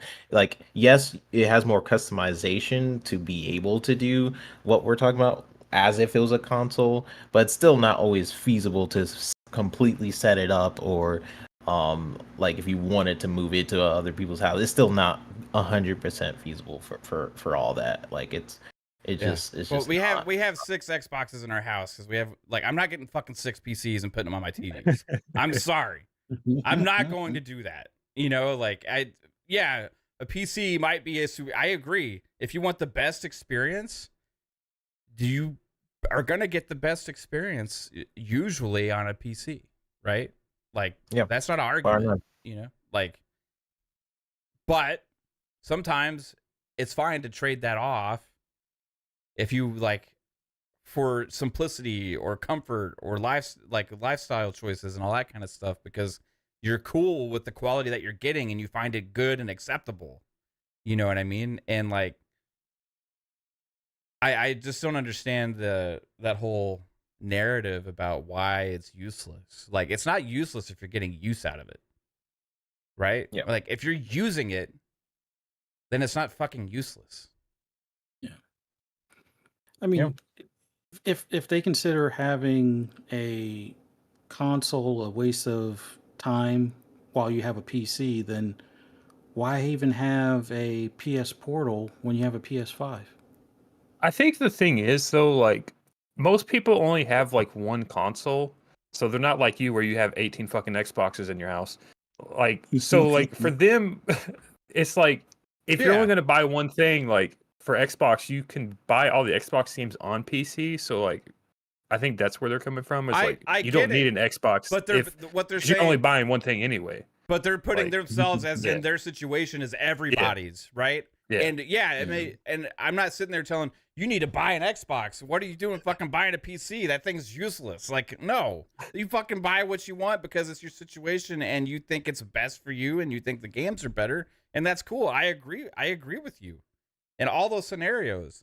But for those people that go out there and judge people for buying Xboxes or to say that they're useless and they shouldn't exist or whatever, because they exist for a reason. Like, there's a reason why consoles exist. You know what I mean? It's not just because of exclusives on console, right? Which is the whole narrative that has been going on for a long time. Like, I can literally, like, over there, see, that's my fucking PC background right there. That's my display. Like, I have that set up where if I want to, I can sit here and play Starfield from my PC, right? Or I can play Xbox on it. You know what I mean? Like, I understand what people are saying with the options and all that kind of stuff. But I'm not always fucking here. Like, I'm not always here, and I don't want to always be here. You know, like at night when I'm in bed chilling with my wife, sometimes we play games together, or I watch her play, or she watches me play. Like, in the other room, whatever y'all do in the bedroom, keep that to yourself. So it's just like nobody is saying that PCs are shit, you know, but like people are saying that Xboxes are useless just because you can play games on the PC. This fucking doesn't make any sense. Anyway, I just choose to mostly play the console games on console, and then modded games is what I usually play on the PC. So if there's no mods for it, I don't really see a need to play it on the PC. It's easy enough to play on the console, but if there's mods, you best believe it's going to be on the PC for me. Yeah, for me, it just depends on like if I know like we're all going to be playing on Xbox, I'll usually get the game on Xbox. But if it's like a game I'm only interested in, I may get it on PC just because it's probably going to run better. Or if it's cheaper on PC, I may get it there. It all depends on the game and if people are playing it that I know. Like that's where I buy my games. So yeah, makes sense. yeah. The good thing about the ecosystem, there's options, and for the most part, 100%. it's usually cross play and cross progression, which are huge these days for me. I don't have to worry if I do decide, hey, I don't want to play this on console anymore, I can play it on PC or vice versa. Stuff usually carries over, at least for, you know, some of the first party and quite a bit of the third party stuff. So yeah. Let's get to a couple super chats real quick. Lord Roughness with the £2 says Microsoft have Marvel's price for Blade exclusivity. Yeah, I'm sure they do. They got enough money to pay whatever that price was. You know, I got sold with the $5 super chat. It says, I'm laying on this theater couch, butt naked, eating cheese and crackers, playing Champion Shift, and listening to y'all. Options, baby. 100%. That's what it's about, man. Like, nothing wrong with owning a console and having it on a TV, because that's, for many of us, a simple solution that gives great quality gaming, you know, like, and that's all we ask for or what we want. And like, and if you want the extra bells and whistles, yeah, go for the PC, because it's going to be the best performance and best graphics and all that stuff. And there's no arguing there either. Like, it's just, it's the belittling of the usefulness of a console. Right. That's what I have a problem with. It's like, dude, if you want to play on PC and that's your thing, then awesome. Just like no need for me to buy a PlayStation 5 Pro. I'll just wait 2 years before the games come out on PC. Yeah. Like, nobody's out there saying consoles are better than PCs. Like, but I see PC players saying PCs are so much better than consoles. Yeah. Which a lot of it is, but you know. Yeah. I would hope so. Yeah. I would hope my Ferrari is better than a Yugo. Like obviously. Yeah, there's no argument there. Like, yeah, they obviously are. But there's other reasons why consoles exist. Otherwise, everybody in the Right. entire world would just fucking own a PC and play only on PC. You know, like they sell for a reason, and it's not just because this game's only on this device or whatever. I think a lot of us buy consoles like before even any games sometimes are announced for it that we're even super excited for, like because we know that's what we're going to be playing most of our time. You know, like the libraries too. Like, fuck, man, this is like there's no answer for that. I will always, as long as this backwards compatibility system continues for life, I will always own an Xbox console. As long as my games keep carrying forward with me. I'm just gonna throw those fucking games away. Like, why would I? Just throw the whole Xbox out. You don't have to worry about it. Yeah. Well, I should just buy all the games again on PC, right? Yeah. Anyway. Dude, I did it with GTA. I've done it with some games too. I double dip on some games. I double dipped on Diablo, you know? Yeah. And it is what it is sometimes, but I ain't doing it to my whole fucking Xbox library, I'll tell you that. Speaking of PC, we haven't talked about the main topic of the show that's on the thumbnail. Yeah, we're about to get to that now. Oh, okay. Segue. Oh, yeah. So, speaking of PC, the day before lasted how many days? 4? 4 days. Like, 4? 4 days? Yeah. Now, they said the servers are going to stay up. We'll see how long that lasts. The developers, now I've been trying to warn people, kind of like guys, keep your eye on this one or whatever, or like this game looked with the original trailers, it looked too good to be true. Talked about this a couple damn times way in the past. There's people that have made like in-depth videos over this stuff with this developer. I was on guard with it. It was untrusting of everything we had seen about this game from the get-go.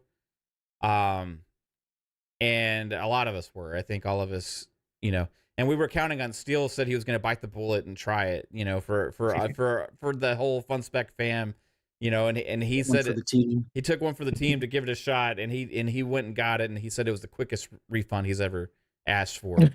He was the one person I was like, all right, if you play it, I'll watch you play it and see, because I've seen so many videos where I'm like, this is obviously a scam, but hey, maybe I'm wrong. Let's see it, Steele. And he literally refunded it before. I mean, like the game was not one thing, it was a completely different kind of game than ever was advertised to begin with, right? Even had a community note on it on Twitter about that. Yeah. The game looked completely different than ever was advertised to begin with, except for, like, you could say the couple things that came out in recent months, you know. Had way different kinds of features and everything. And this game had amazing trailers before. I mean, you're talking about some of these trailers that came out a couple years ago were like, holy shit, that's fucking crazy. And then you found out who the developer is and found out what they made in the past and stuff. It's like, there's no fucking way. You know, there's no way. Like, this kind of game, just looking at it, knowing like what kind of games big companies struggle to make, and what we play from actual established huge developers and stuff, like that have huge, great track records and all these kind of things. Like this is not gonna happen, right? I mean, DayZ had been in the works for fucking 10 years, and it's still a janky piece of shit. Right. So then things got closer to release, and they started showing actual footage of the game. It's like, okay, that's more realistic about what I would expect a team to be able to potentially try and make. And it looked kind of like ass, I thought, you know, but it, you know, there was a lot of hype still about it because it had those original trailers, all that stuff had pushed it up so high on the wish list on Steam and stuff that it was really sought after. There was a lot of streamers, a lot of different people that were really interested in this game. Actually got excited, I think, some of them, the fact that it was kind of more of an extraction shooter because they're looking for the next potential extraction shooter to get into and all that kind of stuff. But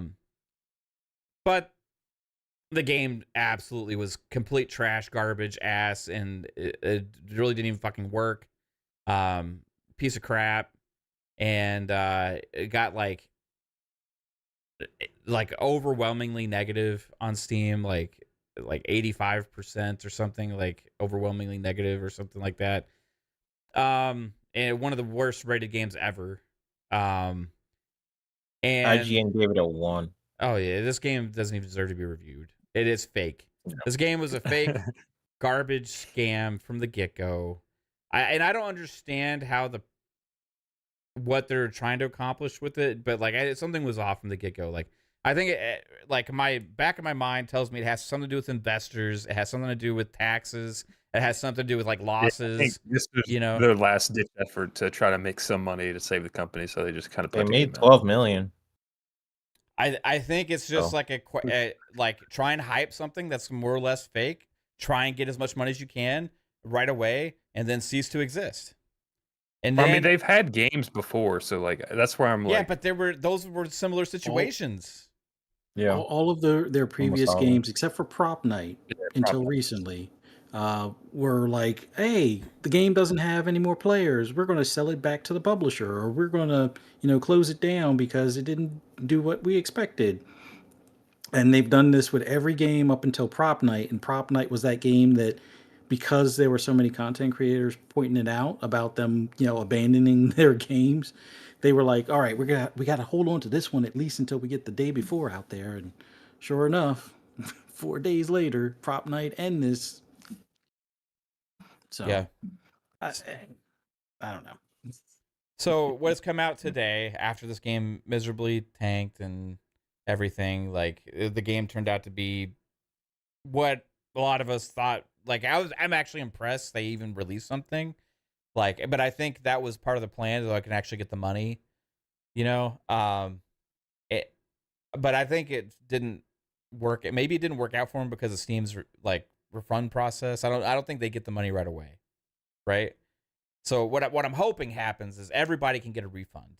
Every single person can get a refund. And these people, I mean, they still have to request it too. Like, I wonder if Steam will probably extend the refund policy, but like right now, Steam's refund policy, if you play more than 2 hours, you can't get one. But I'm sure they'll make an exception in this case. It's still, you're gonna have to request it yourself though, and I don't know if everyone will do that because some people probably don't give a shit. Yeah, they're probably. I think a lot of people are also considering Steam's policy to like if you play a couple hours. Yeah, if you play more than 2 hours, you're and like, a lot of people it took them like 4 hours just to get in the game. I think what Steam should do, honestly, is cut the game, remove it from their servers. They did. They took it down today. Okay, and refund everybody, and just remove access to the game, and then put the bill back on the publisher, Mytona, or whoever the investor is. Which I think is part of the same. I think it's the same fucking people. I think this is all a scam. Honestly, like I think like, the money we made is going to go back to pay our investors. I think it's probably them themselves and stuff. And there's like really no actual money that went into this. The stuff that came out about this game before was that the game was being developed by volunteers. The game was being 5,000 of flipped assets from the Unreal store. Yeah. So you're talking about something that really was made by people that they tricked into feeling like they were being a part of building something, right? To put work into it. Reports had come out about this game before about issues within that whole structure and people feeling like they were being taken advantage of, right? There's been articles and reports about that. And then they kept talking and trying to sell things and stuff about like, oh yeah, this is still going to be good. And this is going to be a great game. We're going to deliver and stuff. And, we're excited for all the participation and all this kind of stuff. And then, it launches. It turns out to be everything that we thought it was. Right. And then the how quickly they bail out is the telltale sign. Not only just bailing out, but the 4 days. But the main guy in charge of the company and stuff like completely deleted his like Twitter profile, removed himself from LinkedIn, all this stuff, just completely nuked his accounts and everything. Just it went AWOL. Like, Got that plane ticket to disappeared. the Bahamas. Yeah, he just disappeared. You know, like he just fucking like, I'm out. You know.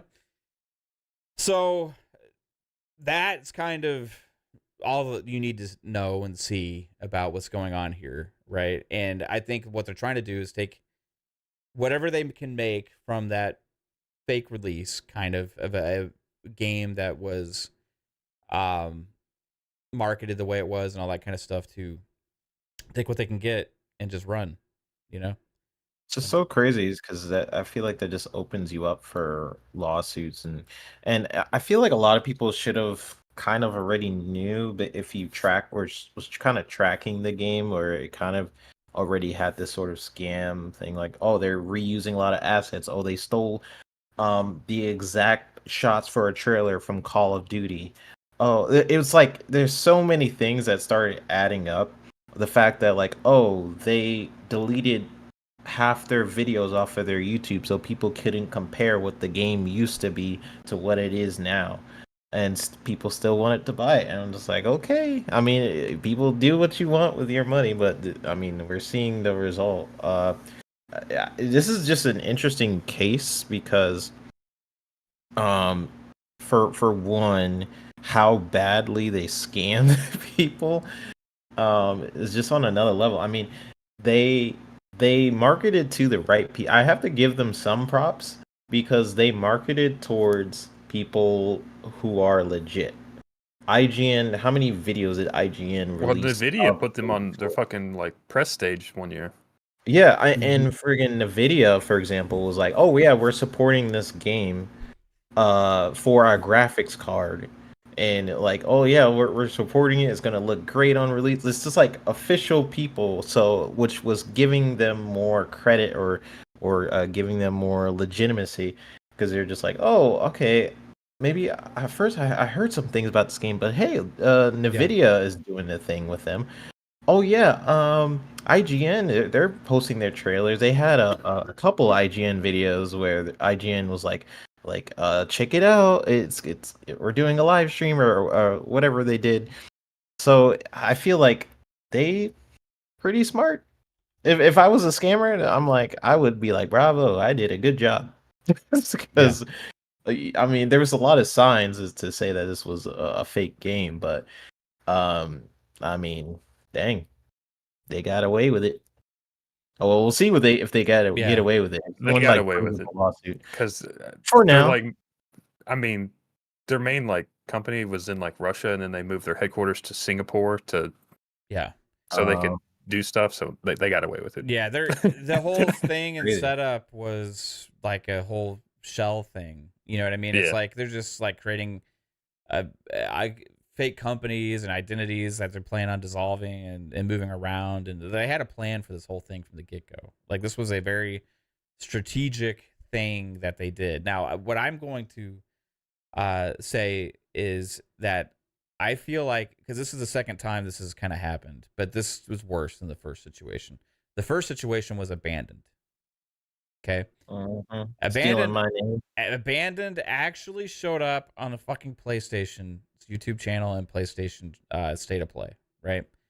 Like, that shit was fake from the get-go. Never should have. Oh, this situation's worse than abandoned. Oh, that's what I'm saying. This is actually okay. worse. I thought you were saying abandoned was worse. No, this is actually worse. The thing is that there was so much shit that happened before, like, he didn't even have the capability to put something out. Yeah. Right?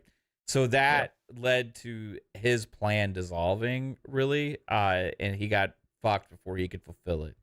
These people were more strategic and had a better plan in place, right? But trying to accomplish the same kind of fucking thing, right?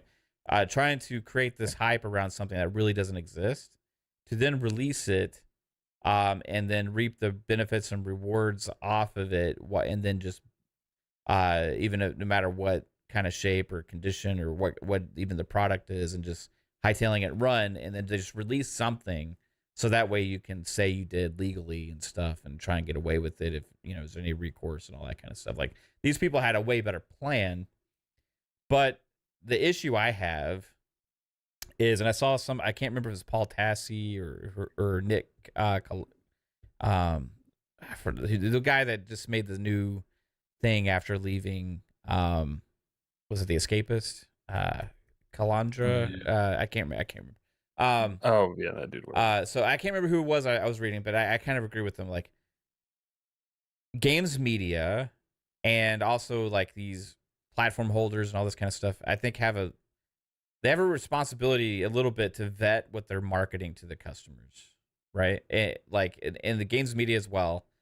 Like, you just gonna take these people's word for it that this is legitimate and all these kind of things, and like just yeah, we're gonna market this and shit, because it's your customers that are in your readers and viewers or whatever that are going to be the victims of fraud and scams and stuff like this, right? Yeah, but now you can let this go through, and now you can write more articles about it. You get more clicks. Right. So, like, and when the community and a lot of us could easily see this, right? Like early on, and ask these questions and be like, our guards up and stuff. How come the media and them weren't doing more digging into this to begin with, right?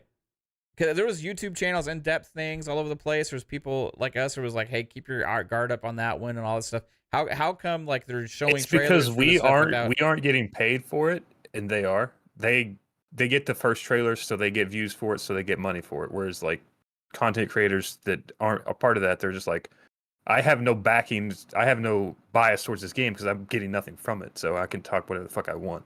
I feel like we'd be doing more journalism than these clowns out here. Oh, it's proven that these games media people don't fucking know anything. Like literally, like they really don't. They, like on that IGN clip you're talking about, where Damon Hatfield's like the Xbox has no games thing or whatever, and then like Destin's like, well, they Not might. my words. That's what the internet says. Yeah, and the Destin's like, well, they might have the Starfield expansion next year without like even listing like. You know what? Easy, like, oh, they got fucking Aura planned for next year on PC. They have fucking Towerborn. Fuck games are coming out either. They have Towerborn. They have Avowed scheduled for next year. They have Hellblade 2 scheduled for next year. You know, like, what are you fucking talking about? Xbox has no games. You know what I mean? Like, they released a shit ton of games in 2023. Moron, Damon. You know, what the fuck are you talking about, bro? Like, that's what I would have literally stopped the show and said, like, you fucking idiot. What are you talking about? Why are you saying that? Like, okay, what games did first party PlayStation have this year? And you're like, bro, we got Spider-Man, bro. All right, what else? That's all you need. Spider-Man, we got Spider-Man, bro. My whole theory on that whole back and forth with them on that IGN show is once Destin talked about the Xbox tax, he has a target on his back from or over at IGN now. So well, IGN he was defending them. He was saying we were all insane, and that like. People were saying, I feel bad for Destin. You could tell how uncomfortable he looked. I don't fucking feel bad for Destin. He was literally up here telling us that this shit doesn't exist. He was calling us insane and calling the community insane after showing him the receipts and like tons of evidence of instances just like this. And then you see the memes and the pictures of like Destin's like to Damon, like, what are you fucking talking about? Is this the tax? Like, I don't feel bad for him. Why would I feel bad for the guy that said that didn't exist? And then it literally happened to him in his face from his coworker. I wouldn't feel bad for him. You know what I call that? I call it karma, bitch. That's what that is. You just got karma right in front of your face on camera in front of an audience. It's fucking karma. You got what was coming to you after you called the rest of us insane.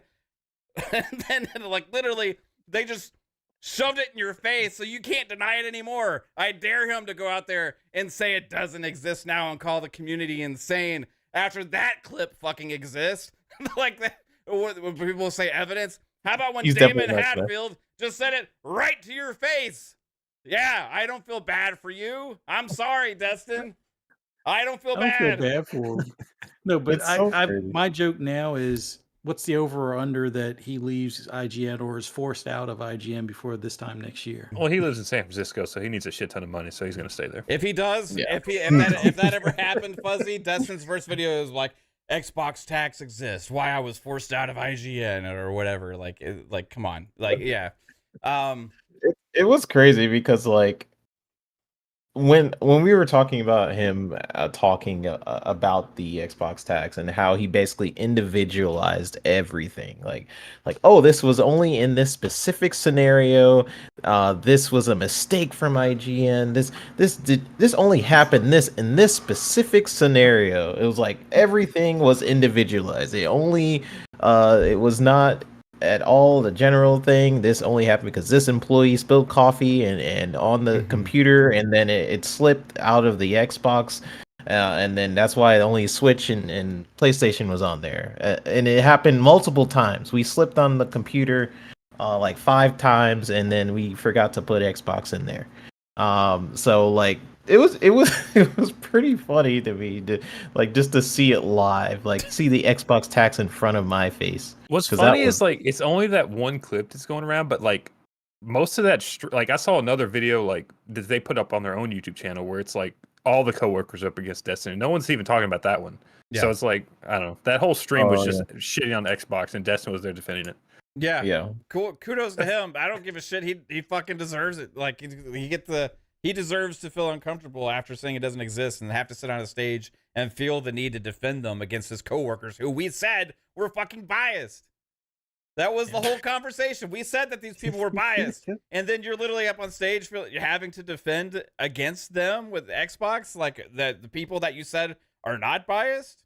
The people you said that this does not exist, you're having to defend them. I don't feel bad for you. You took their side. You took their side. You sat up there and you made a video that you did not have to make in the first place, calling the community insane, saying that these people, my comrades, are not biased. And then I'm not going to feel bad for you when you're put in the position to see it and have to defend the entire time from that shit. I just don't like, hopefully he sees it now. That's all I can say. Like maybe it opened his eyes. Oh, I don't they know. probably put a kick me sign on his back by now. Like he ruffled some feathers when he made that video. So whether he feels it or not, well, he feels it now. But whether he thought that was going to be the case or not by defending them, it still probably rubbed them the wrong way. Because how dare he bring up the question of Xbox tax? So now, yeah, it's probably He I should have never wouldn't say brought it living up. hell, but it's going to be what they would normally refer to as a hostile work environment for him now. So I it is mean, what that's it is. literally what we've been saying, though, is what the Xbox tax is. It's a standardized preference of the media, where the media prefers PlayStation, so that ripples to other things. That's because PlayStation is the more popular brand. It's because PlayStation, just more people are playing on PlayStation, except for the multiplayer thing we were talking about earlier. But for the most part, more people are on the PlayStation. More people review games on the PlayStation, including like IGN and stuff. So when you see different review copies of games, you'll see like 200 reviews on PlayStation, like 10 on Xbox. That's not like a mistake. It's basically different review sites being like, I don't want an Xbox copy. Give me that PlayStation copy you got. You know, that there's a reason why that happens, and it ripples to other things in the media, and it's just a standardizing. People prefer the PlayStation in that, and that's just rippled throughout a lot of different scenarios, and that's what people was trying to say to Destin. And I guess even someone mentioned my post in Destin's video, and he was like, "Oh, I don't want to see that thing from that dev. I don't want to see 3-bits dang post about the Xbox tax." Okay, that's what he said to the person. Like, it was yeah, like, I heard about that. yeah, later. he didn't even look at it. So like, he just dismissed all of the like points and stuff just because he was standing on a square, right? And I don't know who this 3-bit kid is. I don't want to look at. Here's the thing. I expect him to like defend his coworkers and stuff when confronted with it, but he voluntarily made that video out of nowhere. You know what I mean? That was like his choice to do that. It was not in defense. It was I'm going to make my statement about how I feel about this. It's not when he was confronted, right? If he was confronted about it, then it's like, okay, he's going to answer in the way that he kind of has to because he's like working there with his coworkers. But to voluntarily put that out, calling the community who sees these things as insane, and then doing a follow-up where you've been given all the evidence of it, to then proceed to dismiss it, then to have this happen, I don't feel bad at all. I fucking was laughing my ass off. I thought it was hilarious. I was like, this is great. This is like, hey, he's like up there with them now. Yeah. Even the people, it's so crazy to me. Like people who still deny the Xbox tax, they'll be like, oh, there's no Xbox tax, and then they're like, there's just a bias in the media towards PlayStation. I'm like, that's literally what it is. Like I feel like people describe the Xbox tax without even realizing they are describing what we're talking about. Like they're describing a preference in the media towards PlayStation. Right, and it's even, you can say it's a joke or whatever, but even that joke is taking a shot, right? Like, it's not what I said. It's just what the internet says. it's everybody taking a shot at the Xbox's expense, right? Which then, hey, it's cool to shit on an Xbox, right? It's funny to shit on an Xbox. It's okay in IGN's culture to do that, right? It's acceptable. You don't see them doing that with PlayStation or Nintendo. You don't see them making jokes, cracking jokes about PlayStation and about Nintendo and all that kind of stuff, because they would receive huge backlash about it from the communities, right? But with them, it's like, hey, that's what the internet says. They got no games. Maybe in 2016, motherfucker. Like, pay attention. You're a journalist. You're in games media. You should know the games that exist and play them. You have like one of the top podcasts out there in gaming with GameScoop, and you're sitting there and you like are cracking his jokes about Xbox before the Game Awards. Stream, like, I was watching that stream too, and just like them talking about like, oh, Xbox had like a bad year, they need to catch up in quality with like PlayStation games and stuff. And that's when we had a whole stream about that, like, what do you consider quality? Because in my eyes, a lot of the media, based on like the Game of the Year nominations and stuff like that, quality is seen as a genre, like a specific genre of a game, like in a lot of the media, in my opinion. Because like if you're trying to say like something like Age of Empires, Hi-Fi Rush and stuff isn't like quality, then did you see that post that Clover put out today, where like everything that came out this year? No. Was it that picture? Was it like a white? It was like that picture had like every game, every DLC that came out. It was like fucking 40 fucking things on that list. Yeah, but Xbox had nothing out this year. But nothing. Yeah, there was nothing out. Like they were like, oh, Starfield was like bad quality, so that doesn't count. Like that's how they're perceiving things. Right, but like literally watch that stream. Fake perception. Did they say that on the Game Awards? Yeah, I encourage you guys to watch the IGN scoop thing, like that full video with Destin, and they kind of talk about like, oh, Starfield is out, but it was okay, like just watch the full thing. I'm just like, it was kind of cringe. But I wanted his live stream where he said Starfield came out to middling reviews or whatever. So it's like the full game scoop is like an hour. Oh, the game scoop thing. So this is the whole thing why we said this shit matters in the first place. Why those like scores where they downplay and like because it becomes the perception that was created by the media then becomes their own reality in which they can keep pushing for forever about something that's completely untrue. It doesn't have a bad score on Meta. It has actually a great score on Meta, right? But even beyond them, there's a handful that really shit on it, right? Which has been proven to be really biased as well. And yeah, to many may not be the greatest game of all time or whatever, but to then create this like scenario where it's like a average game or a mid game, which is like what the media is now pushing, right? And they still create articles. Yeah, it's not a 90. It's fucking trash, bro. All this stuff is like a fake fucking narrative that's just pushed out there, and because it's talked about and gets pushed out there by them so much, it becomes a perception, which then becomes the reality to many people that don't know any better, right? Or they just accept it, and it's used time and time again, right?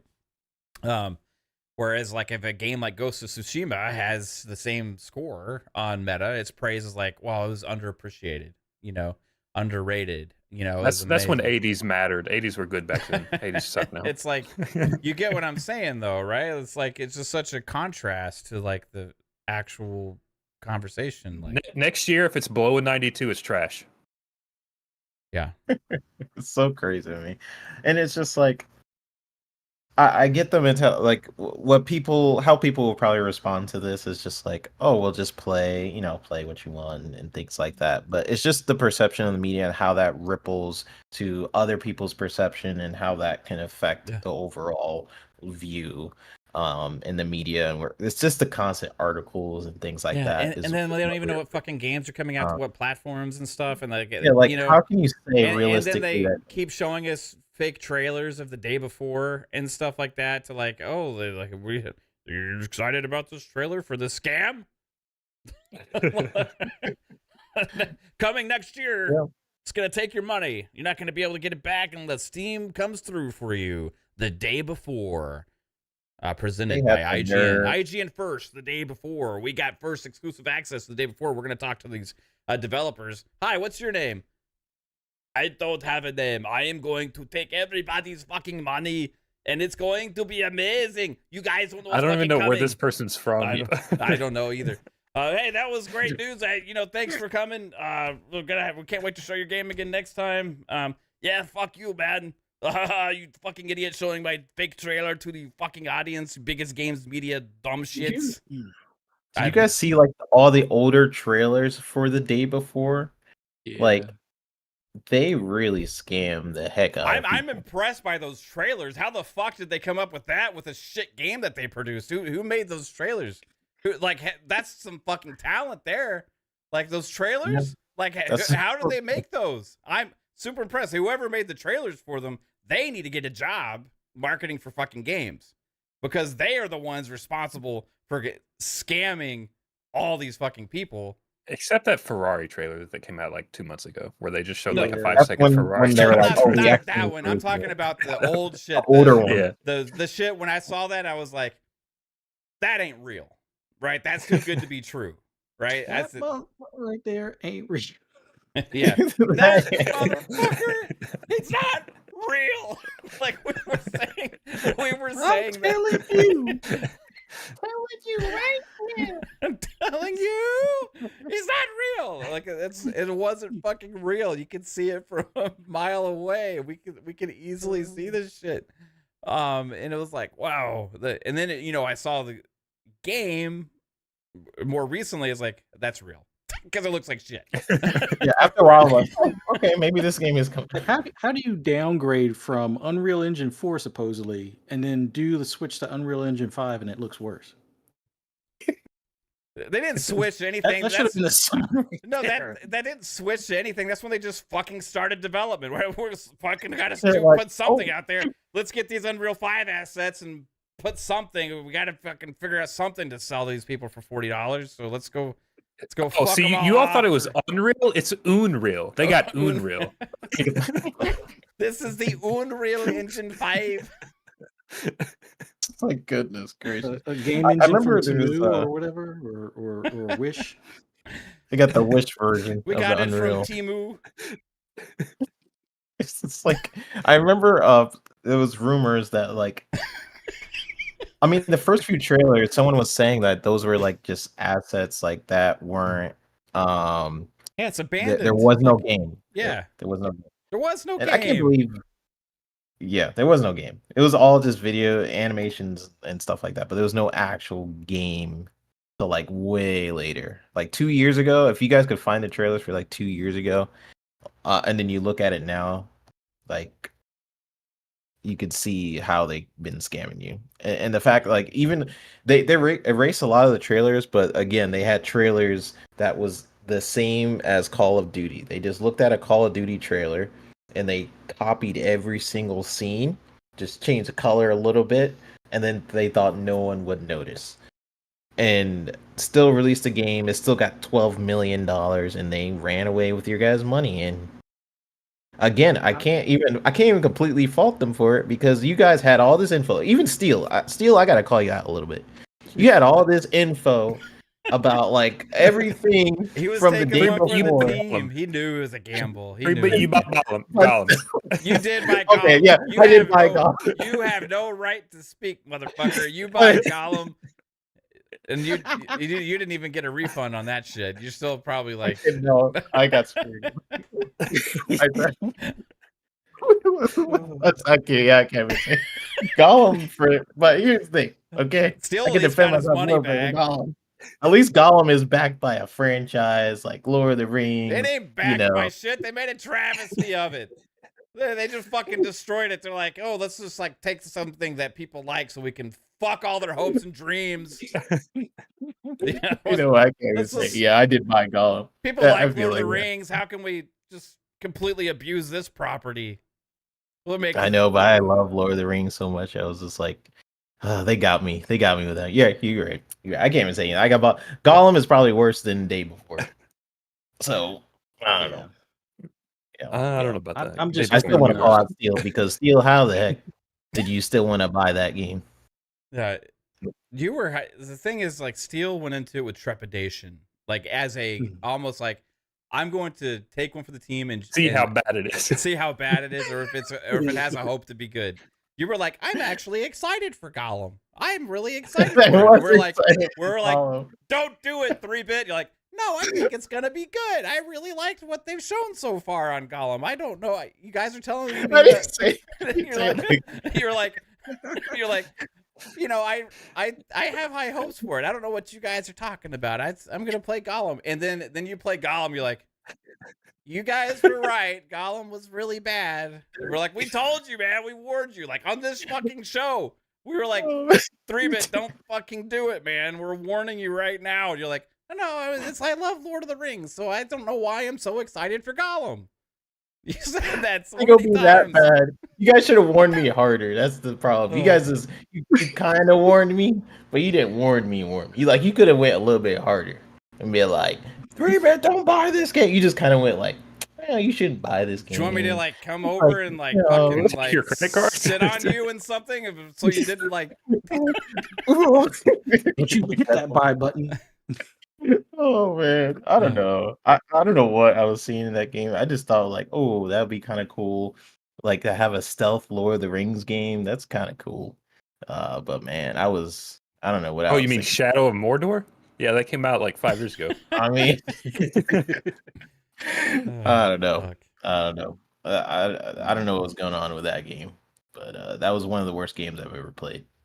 That's for sure. I just hope the Steam people haven't paid Fntastic yet. Like, the game has only been out for 4 days, so maybe there's like a holding, like, you know, like if when you sell something on eBay or something like that, it's not like an instant in your account. It might be like a 4-day or a couple of day process. So hopefully they didn't get the check from Steam yet. Yeah, I Or think maybe it cleared in 4 days, and that's why we got the update. That we did. Maybe It's like, oh, we got the cash. Oh, we're closing. Yep. I mean, maybe so. I don't know, man. I hope like, you know, Valve is like, I mean, they gotta go above and beyond to really handle the situation. I think. Hopefully they are able to and can come through for. I mean, to be fair, like Steam, like if you go through like all the like smaller games, like this, Steam is full of this kind of shit. Like you can make fake companies and put like flipped assets on Steam and sell it for like $1 and get away with it. People do that all the time. So I think Steam needs to have a better vetting process for these companies. This is just a high profile example of this. So like this has been a problem ongoing for years. Yeah, I mean it happened with Abandon too. First off, they took my name Abandon. I own the name Abandon. Okay, that's the first thing, which I know some people in the community know, but like that's the first thing. The second thing is the fact that in the first Abandoned trailer, they literally bought an asset pack for a forest and didn't even bother at least move a tree or move a rock. They bought the pack for like a forest and be like, yep, good enough. And then they put out a screenshot and you had all these Sony fans like, wow, that looks amazing. Like, wow, this is Unreal Engine, like Abandoned. Wow, the next, is this Silent Hill? Question mark? Like, you know, all this different stuff. And I'm just like, this is clearly an asset flip. And they are very experienced with developing. And then you had like, okay, they're hyping up all these they're like, oh, we're gonna make an interactive app. We're gonna like they're started to hype up this campaign, like, oh yeah, this is Silent Hill. The guy started being like, oh yeah, this is Silent Hill. He started teasing all this fake stuff, and I'm like, okay. First off, good luck naming it Abandoned, and this is definitely not Silent Hill. Then, what was it? It was like a 5-second teaser or something that actually came out. So You you can wasted. download that slideshow, yeah. It was like a.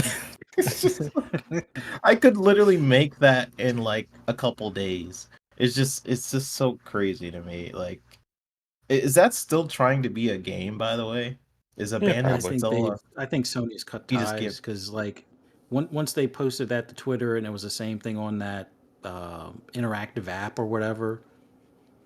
I think Sony was like, "Yeah, out of here, bud." Yeah. Yeah. Ridiculous. Someone said in the chat, hold on, was it Nate Dog? Mav, about that Damon comment, they clipped him out of context. He further explained himself. But like, what He did did not. What did he say later? I was joking. They went on the commercial break. What was out of context? Like, if you watch the full thing, so what's his name? Destin was essentially saying, like, making a joke, because I want to explain the full thing. Destin was making the joke, like, haha, Starfield is a single player game, which is why the players are going down, ha ha ha. And he was making that joke because, like, it's kind of ridiculous to insinuate a single player game's numbers are going down.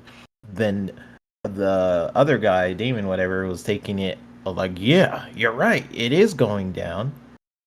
But Destin was like, no, it's a joke. It's, but he's like, no, but it is going down. How is that out of context? And then they went to commercial break or whatever, and then they come back and then they go to another topic. How is that out of context? That's the clip. And you can watch the full thing where they actually diss Xbox you even can more. give them the exact context, and they don't believe it's context. That's what I've learned from IGN. Yeah, like, that was the context. What more do you need? that is the context. Yeah, that is the moment. Next time, don't think it's a conspiracy theory when you point out how bad we messed up on. Yeah, it's like what Jasper's referring to is when he pointed out to Max Scoville, or not to Max Scoville, but to the community, that IGN left out Xbox's name on game trailers for games releasing this year. Right? They left out the Xbox's tag on like 3 of the games in that video, I think, and one of them was even Lies of P, which was like on Game Pass day one and like heavily marketed by Xbox, right? Oh, the no games. Okay. So okay, got you.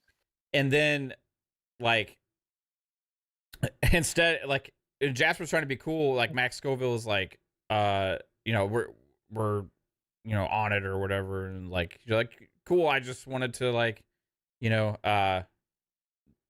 share it so that way you can do better or whatever you said. I don't remember exactly what you said, but you were being cool like with it. And then he's like, next time maybe don't make a video out of context, claiming like it's a conspiracy theory or whatever. Like, you're like, what? Like, how can you take a literal clip like of a video out of context? It's the fucking video itself. You're just showing the evidence of that, and that you left these out. There is no context other than that itself. You know what I mean? Like, that is the definition of fucking context. The video is the context for the discussion. Like, take a video out of context, or like we're talking about the fucking fact you left the Xbox tags off the video and showing the clip for the fucking fact of for the ability for people to have context. That's the definition of fucking context, right? And he's like, no, it's a conspiracy theory. Fucking sensitive, like, pieces of shit at IGN. Like, some of them are like such scum. Like, it. Forgot about that. Everything's a conspiracy theory because we suck at our job. Like, no, that's not how it fucking works, man. You just do. That's when Max Schofield blocked me because I was like, "How does that out of context?" And then he blocked me, or that was the moment. Yeah, he blocked me. You were being toxic. I said weird. I wasn't weird even like. Yeah. Oh yeah, yeah. I said that's a weird response because he was like, Yeah. "How's this out of? This is out of context." And I'm like, that's a weird response because he seemed to go off on Jasper when he was just Jasper was just pointing out like, "Hey, your Xbox logos are missing out of all your trailers." Like, what the heck? And then he's like, "Ah," and then I just thought it This was is a weird out of response. context. It's a conspiracy theory. Like, I didn't attack him or anything. I was just like, Yeah. "Hey, that's kind of a weird response," and he's like, "Block." I'm like, okay, I take it back. He didn't block me for my response there. He blocked me when I called him an asshole after that, I think.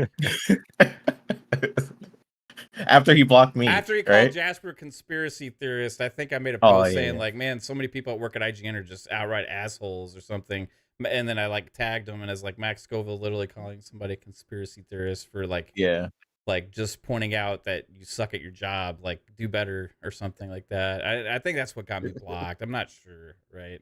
Yeah, that might have been it. I'm not Yeah. sure though. Yeah, it's just how about have some integrity, mother. Anyway. So yeah, Dave before, man. I hope Steam comes through, but it shouldn't be on them. But like a lot of people kind of bit the bullet and didn't really do their own research and kind of just got caught up in the moment and felt like this was going to be like this, thing. But they're, at the same time they were preyed upon by false marketing and false advertising and false hype. I blame part of the games media for that as well. I think they should have done more due diligence with trying to spread open eyes to what's going on. That's literally their kind of fucking job, right? To kind of ask questions and dig into things instead of just hyping it up for the sake of trailers, trailer money, and clicks, stuff like that. So, they did it with Abandoned. I'll give them credit for Abandoned. They kind of saw through that, and I feel like there's a lot of questions about that, and the media kind of picked up on it. But they just kind of let the wool be pulled over their eyes on this one somehow. So You're right, Steels. Steels like calling me. Yeah, you're right. I am Mr. Gollum, man. I did I can't even say anything because like Gollum. I was really I don't know why I was looking forward to Gollum so much. And first off, I didn't know it would be that bad. But hey, I can admit that loss. But he was holding down the team because everybody on the Fun Speculation channel was pretty much skeptical, and we're like, we were using steel as our like, you jump in the water, tell me how it is, sort of thing. Like, and you're just like looking over like, steel, is it good? What do you know?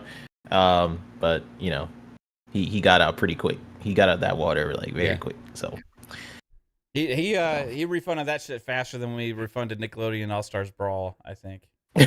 That was the first game I think I refunded. Yeah. Was that was crazy. That game was unplayable. 5 years dev time. Nah, that's bullshit. Steel, they were working on this thing for 5 years. They fucking stick their thumb up their ass for 4.5 years, and then maybe wiggled it around for another 3 months, and then they fucking flip some assets from Unreal 5 in the other 3 months, and finally put something out. Unreal. Unreal. Maybe the setting up the shell companies was the 5-year aspect that they're counting in there. Yeah, probably. They got all that planning and stuff. How are we going to bail out? What's the plan? How are we going to bail out and fuck everybody over at the last minute after we got our millions? How are we going to do this? I hope they get nothing. I hope that somehow there is repercussions that fall upon them. Yeah. I think they're going to get away because I think this was their plan all along, and they knew what was going on and knew what they're going to do. But we'll see. Could be wrong. It could have just been, the game didn't live up to their expectations, and now they're in trouble and they dissolved and stuff. Yeah, fuck that. This bullshit. Anyway, all right, guys. Y'all ready for some tidbits? You want to do tidbits? Yep. Yeah. Do it. Let's do some tidbits. It's not. Steel says not open world. Laughing my ass off. No zombies. LOL. No interaction. Yeah, it's fucking fake game, bro. Fake fucking game. Fake game. All the way.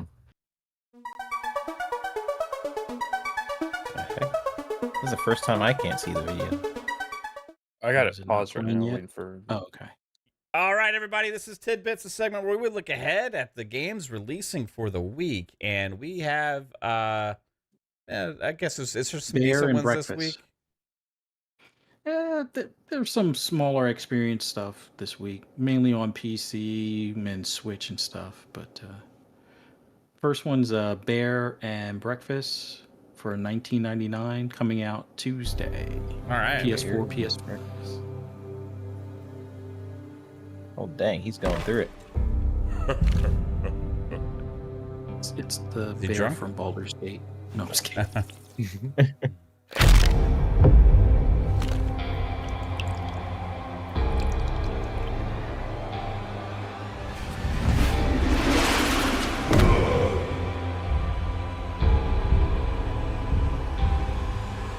I mean, it has me intrigued.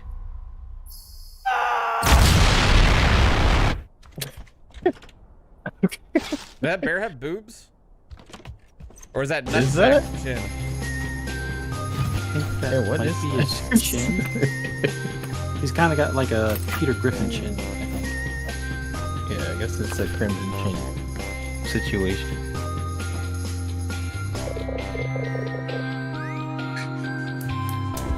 You know what? That was a great trailer. I'm not gonna lie. I don't know what the heck the game's about.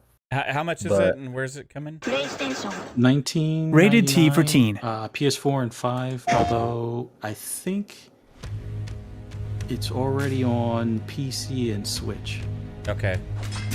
Ooh, what's this? Hammer Watch Hammer- 2. Hammer This looks pretty cool so far. Yeah. It's $24.99, coming to PS5 and Oh, Switch. it's like 2D Diablo. Yeah. Yeah. Now it's already on PC, and it should be coming to Xbox Series consoles, Xbox One, and PlayStation 4 sometime next year. Okay. That's really fun. Looks like a Minecraft menu a little bit there. Yeah. Inventory or whatever. Yeah, this looks good. I'm like- yeah. AR, it looks like a AR.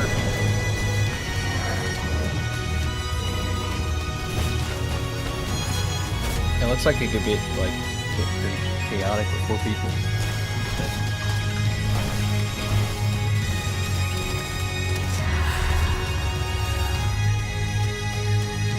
Save the capability. Dang, okay. Interesting. Camera watch. PlayStation.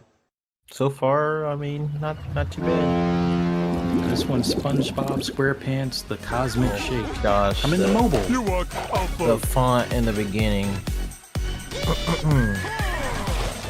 It was animated at 60 frames. not you, not today. Looked terrible. do it, buddy. We need to find out Now bear in plans and mind, make sure this is they're all already on right. PlayStation 4, Xbox One, Switch, and PC. Oh yeah. Yeah, so And- far the logos they're okay. Nothing to write home about. We've got an ad. Becoming a nightmare. Alan, The next next you game ad? is- Fine. Yeah. Watch it. I put it in my game next because it comes out on the 12th. The next game is Stargate Timekeepers. $30 comes out on the 12th on PC. Nice. There was no really decent trailer for it, so this is like a 3-minute gameplay thing. So we'll skip through it a little bit. Oh, okay. Wow. Wow. This is a CRPG, a tactics game? Yeah, it's like Shadow. Yeah, like a stealth tactics. Yeah, Oh, okay. Graphics are pretty good. There's no sound either. This is Is there? weird. Yeah. No, there's no sound. Oh, there is no sound. Yeah. They definitely need a new marketing team, that's for sure. Well, this is like there's no trailer. This is just like Exactly. this looks gripping. Like this game is quiet.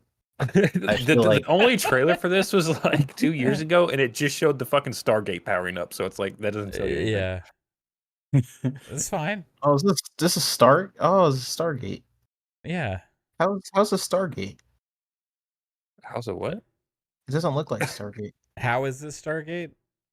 Yeah, this looks nothing like a Stargate. Why Have is you this seen Stargate? Why is this Stargate? Is the real question. Where Yeah. is this Stargate? Where is? So in Stargate, they actually they travel to other planets, and it's like they could go to a planet that's like all Mongolian people from like back in the day that live on a new planet. They would go to like Norse mythology, so it's a bunch of Vikings that live on a planet. So it's not necessarily new technology. It's like some of it's old technology too, but mixed with new technology. So it's kind of neat. Who God. is this Stargate? That no. Coming to Interesting. PC. These logos. All right, Grand Blue Fantasy versus. This is $49.99 coming to PS4 and 5 and PC.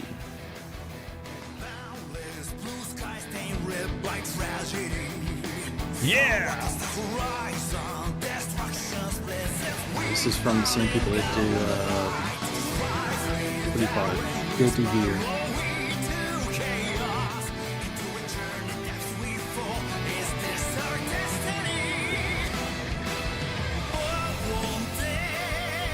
Alright.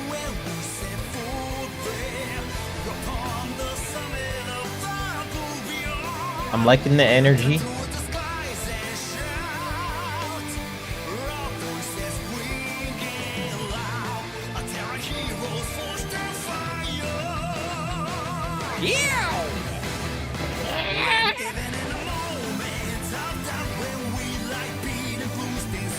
Very cool style.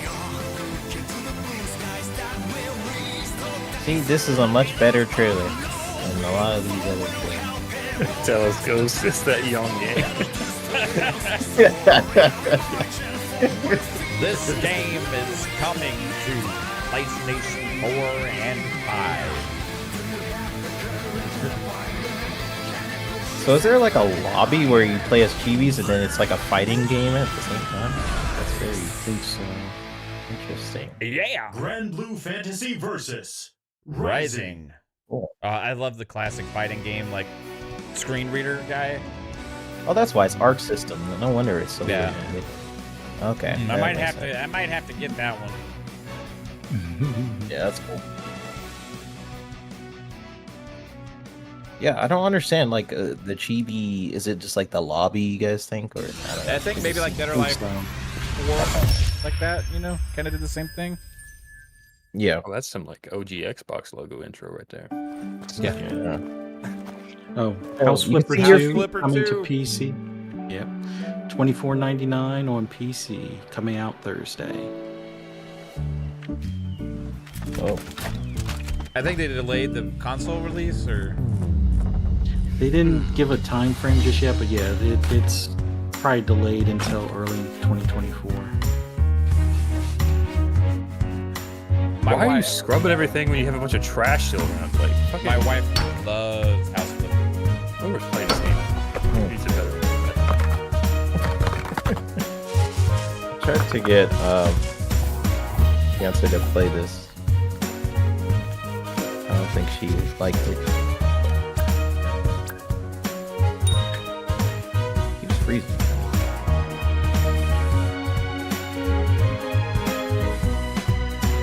Looks really good though. I like the graphics and stuff. Bold alpha look is too tedious. I don't think it's too tedious. You It's could re- like put this. Yeah, go ahead. It's relaxing. Yeah, that's what I was gonna say. You could put like music on and just cozy clean up a life house is and just stuff. around the corner. Sounds kind of fun. This is a Welcome free-to-play to called Palia. Palia, In this free-to-play coming adventure to sim, Switch create on the idyllic Thursday. life of your dreams alongside in-game believe it's characters already on and PC players and from mobile. all over the world. They need to fix this Build run houses, animation. decorate your free-to-play. home plot, grow crops in your garden, and more. Play with other residents in online co-op. This is or almost like carve that out your Disney blissful game life from the solo. other week. So, And if you're eager just to without the explore, Disney license. there's plenty of life beyond the village. Set off on a vast journey to uncover Palia's many mysteries. I absolutely fucking or hate this. just kick back and relax at home.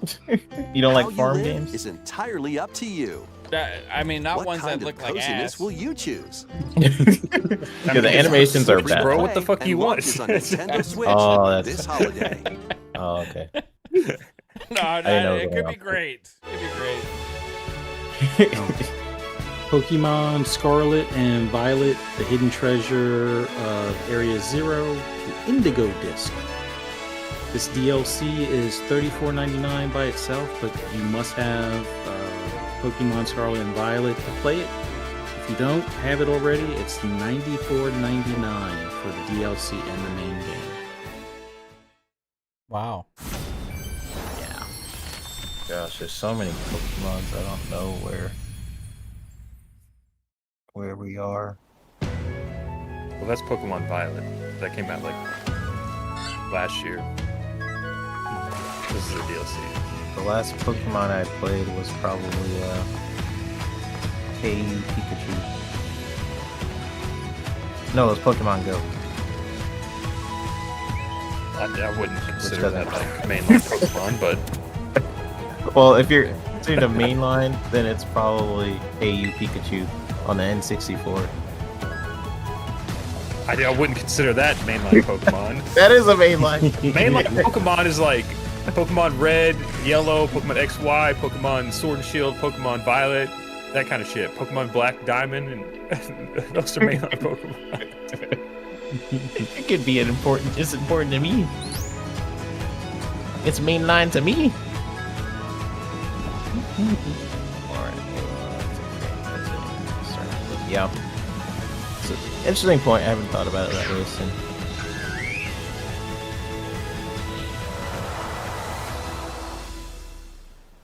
What's the name of the Pokemon developer? Game Freak.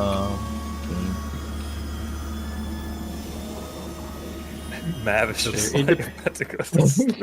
Mav's like, screw all these Nintendo trailers. This is not my fucking week. I'll tell you that right now.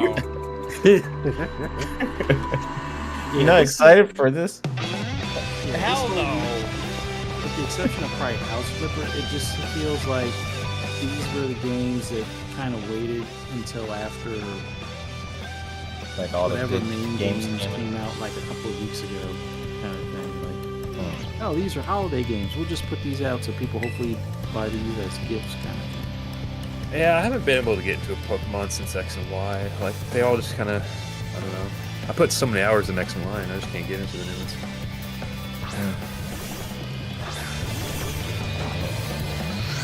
I had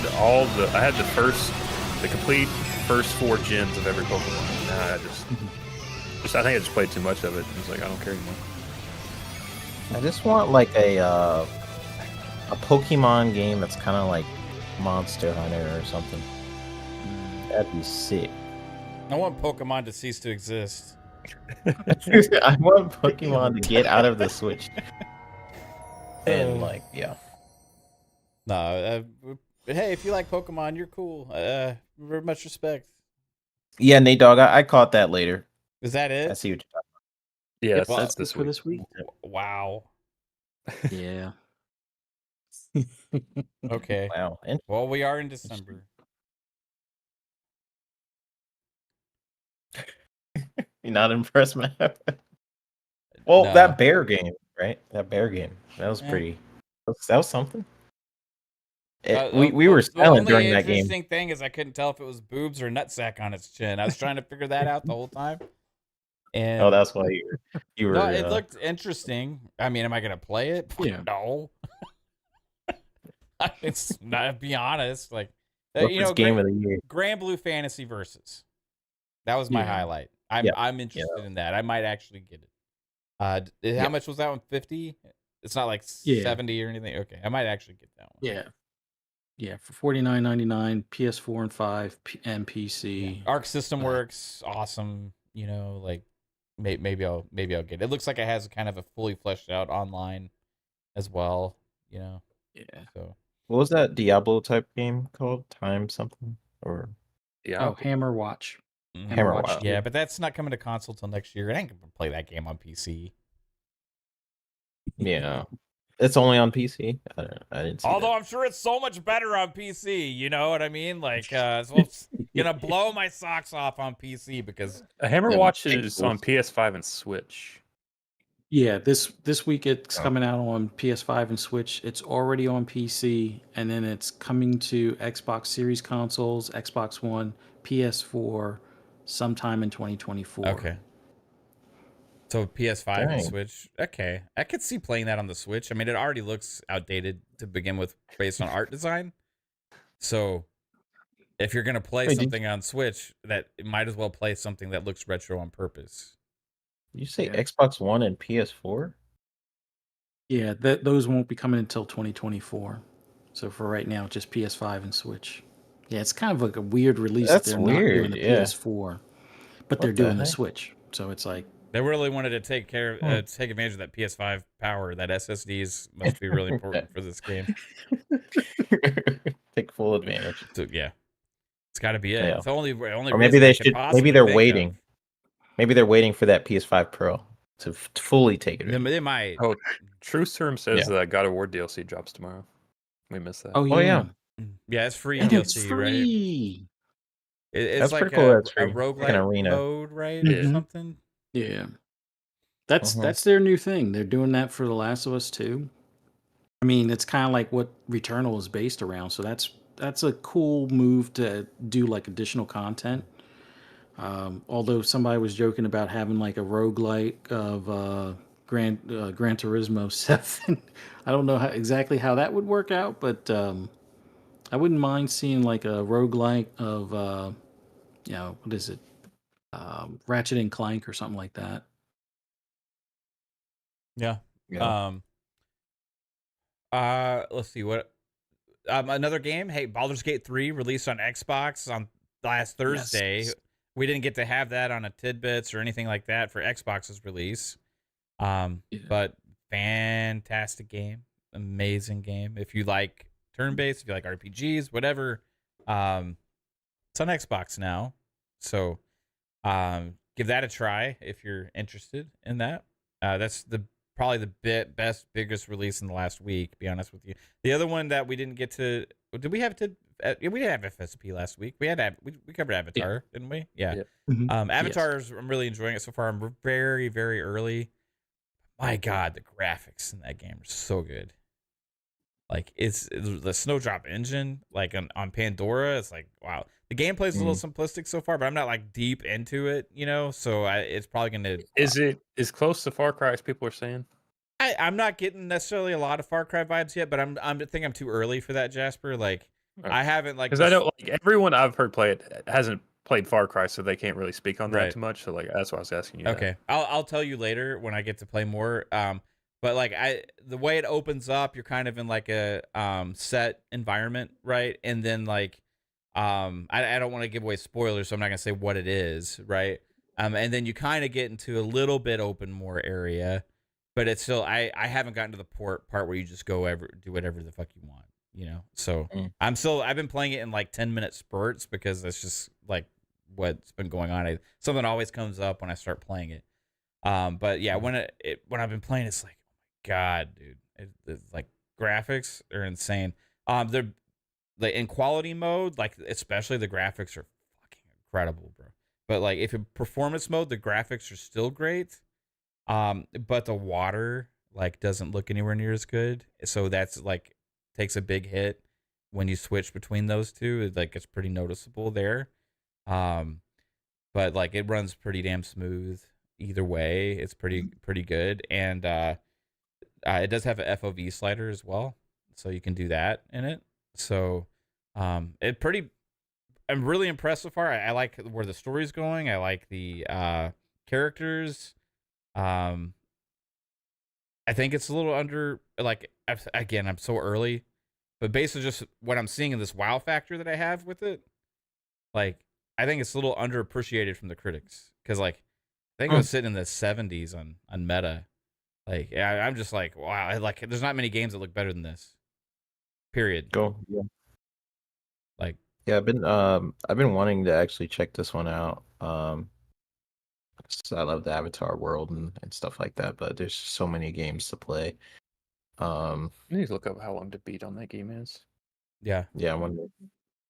I am curious. Like, it's one thing. Like, I signed up in Ubisoft Plus on Xbox. It's one I do want to see on my PC. Like, so I will eventually, probably when they start doing sales and stuff on these things, I'll probably buy it on PC. He said he'll be on PC. He said Yeah, he'll get on see? PC. Yeah, like I said before, if I want to see the bells and whistles on a game and really like a showpiece game, like Starfield, I play a lot on the PC, or I have So played you a lot on admit PC. that consoles are trash, right? No, did not say No, I'm that. saying that's what people are Yeah, gonna. that's like if you want to have that experience, PCs are better, right? Especially if you have the PC for it, like, but you know, Yeah. I played this on console because I've been chilling. I've been playing it, like relaxing, sitting back. Yeah, that's one game I would love to see it because the foliage and stuff, the foliage and some of the ambient occlusion and stuff, but like the shadows between the plants and stuff, like the Snowdrop engine, it seems to be killing it. So I actually want to try that out. Yeah, it's fucking impressive, bro. It does have a step out moment, like Does it have Yeah. like a story, like where you like when you start the game, does it like do you get introduced to something, like can you see there's a story going to develop, or is it more just like free roam, kind of like do whatever? There's a story developing, yeah, Okay. and that's what I'm actually interested in because like, you know, it ties into like Avatar, right? It ties in, it like fills like a gap of story and stuff, and they even reference like the movie and stuff, and like I don't want to say what's going on in it, but like there is like Is it a prequel? there's motive, there's characters that are new characters to the Avatar world and all this stuff that you learn about and like you have interaction with and like you can tell it fits within the grander storyline here and stuff too. Like Does it have connections with the new movie, or is it just like mostly about the first movie? I would have to play more, but like I think it's kind of like what I've gathered so far based on the story is like it's like maybe right, it's like right around they referenced so far the first, but like I can't tell you how, but I think it's like taking place right before the events of like the second. Okay, because I haven't watched the second movie. I'm just like trying to decide, like, should I dive in if I haven't watched the movie, or like. Oh, if you haven't, I would just to be safe. I would watch the second. It's on streaming services. Yeah, I think it's on like Disney. Yeah, I would go ahead and watch it and then dive into this game. Like I don't know what's going to happen, right? So I can't tell you if it matters, but I do know they have referenced the story from like first movie so far. Okay. Right. So but based on the timeline of things that are happening, I can find it believable that they and I could be wrong about this, that they may with the second as well. But who knows? Cool. Oh, one quick thing. There is a game coming to PC called Cookie Cutter. It's like a 2D Metrovania kind of game. Pricing, I believe, is going to probably be around $24.99. Comes out Thursday. It would if you get a chance to check it out, it would probably be the best game on the tidbits list. I just found that out from one of the guys in the chat. So thank you for the heads up on that. And Fntastic is responding to people online. You know, like shit happens. Apparently, is what they're saying. Yeah. I saw that their investor, was it Mytoma or something like that? Yeah, something like that. Mhm. Was like coming out saying like we're still gonna work with people or something like that. Or I don't know exactly. Like anyway, I don't trust any of them. Trust any of those motherfuckers. Like if they're involved with this game, do not trust them. Go to Steam for help. Scream to Steam, right? Don't talk to the Fntastic because it's fucking scam shell company. It's I think. Don't scream to any of them. They don't even know how to spell fantastic. I knew that was a problem from the get-go. Like them like and the investors, people that are tweeting and stuff, don't trust them. Don't trust them. Go to Steam and be like, please give me my money back. I know I've played 2.5 hours instead of 2 hours, but this game was fucked. They screwed me. You sold me a fake game. Like, just scream to Steam and see if there's enough pressure with Steam. Maybe they'll do like a mass refund for everybody, right? Yeah, Anyway. I'm sure. Well, we'll see. We'll see what happens. Yep. Yeah, there's really shady shit going on. It should get sued for false advertisement, if anything. Well, they can't because they don't fucking exist anymore. They changed company names, everything, bro. This was a plan. This is a master plan. This is like. So it's hard to sue a company that doesn't exist. It's like, hey, I'm your. Also, here's how you do it. Dealing with companies in Different countries, all All you got to do is this. Just be like, hey, I'm your biggest fan. I'm willing to give you guys another $1 million if I can meet you guys, and then that's when you get them. Like, okay, Oh yeah, they're not going to fall for that. we got him. There's somebody that was on their Discord that's like, I'll pay $15,000 to anybody that can give me their location information. Just don't worry about what happens to them. Just check the news. I think it was like in either India or somewhere or something, because I guess they kind of know what country they're in. But yeah, there's somebody willing to put a hit out on them right now. So Oh my god, They're gone. it's crazy. They're trying to Don't mess with the day gamers. Some of us aren't man. stable, I guess. Yeah, Gonna it's the crazy. day after their next game. Yeah, I just want to send them a dick pic in the mail. man. We'll see. We'll see. Oh man. Yeah. Well, Yeah. Some if crazy anyone stuff can is catch happening. them, then I guess you could sue them. If you guys can catch them, but they'll be running. Well, if they made 12 million, the way they Yeah. spent the money that they did for the making of this game, that they'll probably run out of money in a couple of years, so they'll be at it again under a different name. They don't Like you look like the twins that were making that other game. No, we're not the same people. We're Bob and Rob. What? Probably a person with a fake name to begin with, like started a fake company that like they could transition to other companies, all these other things, like, and then the people that actually worked on it were victims themselves. Yeah. That's the trouble. Like they were victims. They were coerced into being a part of this, and they did the work to be able to even get this thing existing.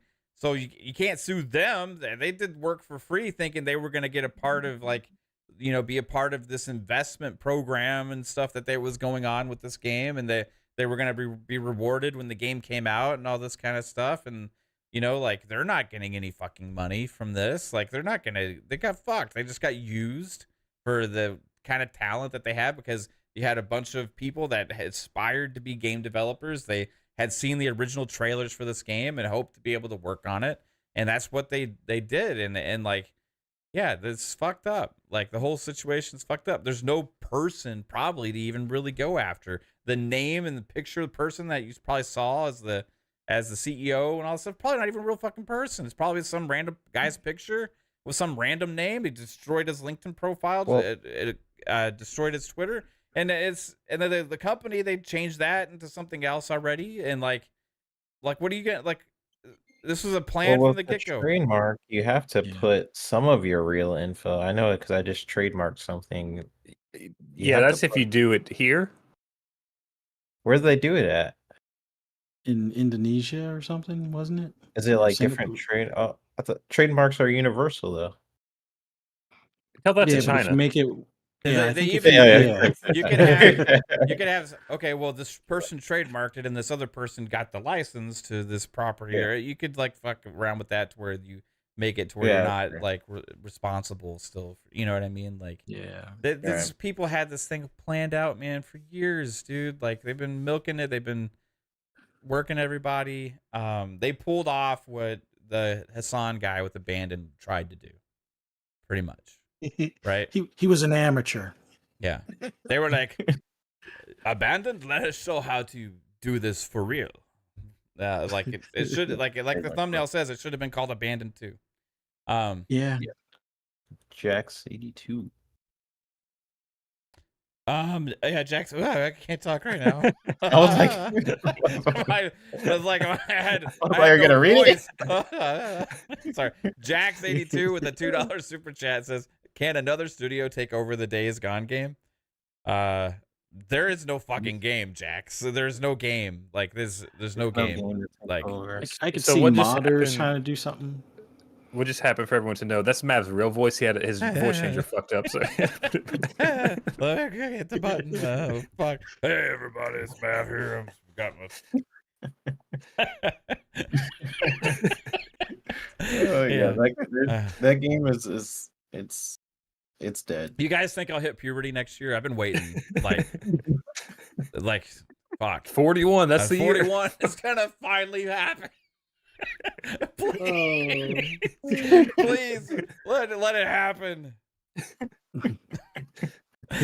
41. 2024 is gonna be my fucking year, man. I swear to God. Oh, anyway. All right, let's get everybody out of here. Holy shit. Yeah, Jack, sorry. Yeah, I don't think there's a game that really actually can be worked on.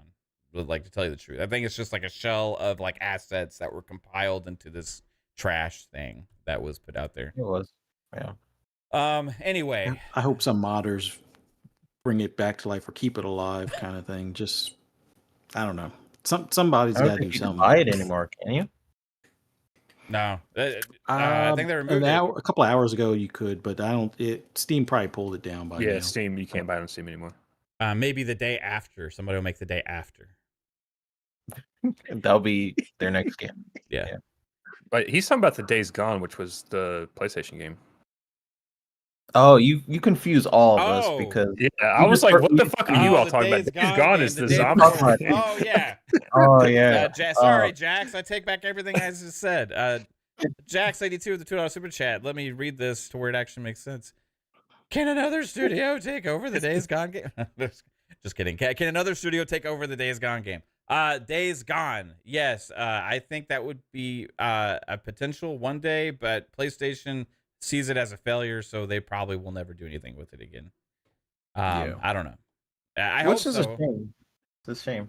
Like, that could be a cool live service game. They're looking for live service games. That could be a pretty cool one to, like, you already have the assets to that, and we know how they love using assets of the same game with Spider-Man and God of War and Last of Us. Like, we know they like having a template to build off of. So I don't see why they shouldn't, but I think Jax did mean the day after. He did mean the day before. Okay.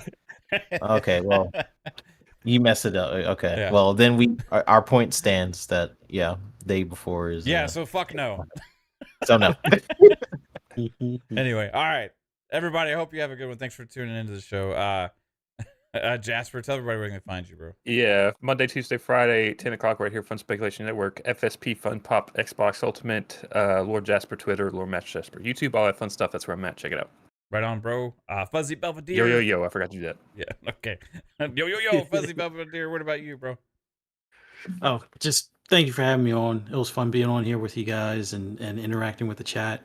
For those that want to hear my rambles and rants on anything gaming related, just follow me on the app formerly known as Twitter at Fuzzy_Belvedere. And then look forward to seeing you guys right back here, 10 p.m. Eastern Standard Time, Friday night for Xbox Ultimate. Right on, bro. Appreciate you. And 3-bit? Well, you guys can find me on Twitter at i3bit. And that's where you guys can check out my content. That's it. That's all you need to know. Bye. Right on, bro. Also, it's my birthday now. Yay. As of 12:49. It is now my birthday. Happy birthday, 3-bit. Happy birthday. Happy birthday. And also Psycho's birthday is right now as well, which he didn't come on the show today because he's had a headache and wasn't feeling very good. So I hope you feel better, bro. But it's also Psycho's birthday.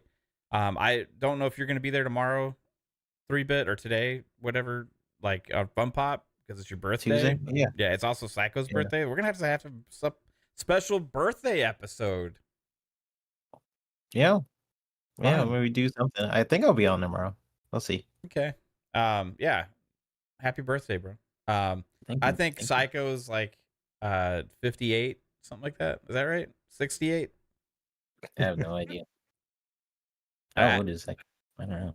It's like Psycho's one of those guys you can't tell if he's 28 or if he's 58. Well, I don't think he's 28. You can tell that. No, I'm just kidding. Shout out to Psycho. We miss you, dude. I hope you're doing well. And we'll see you shout out, man. maybe tomorrow, hopefully on the show. 44. 44. Happy birthday, cool. Psycho. Happy birthday, man. It's so weird that we have the same birthdays. It's very cool, though. Yeah. 44 and 29, you said, 3-bit? Yeah. 15 years apart. Yep. I'm good at mathing. Yep. I just said, yeah, it could be wrong, but. But yeah. I hope you all have a good one. Thanks everybody for watching the show. See you tomorrow night, Fun Pop at 10 p.m. Eastern Time. Thursdays, PM in the PM, 7 p.m. Eastern Time. And then Friday nights, Xbox Ultimate, 10 p.m. Eastern. Have a good one. Peace out. Bye-bye. Bye, y'all. Bye.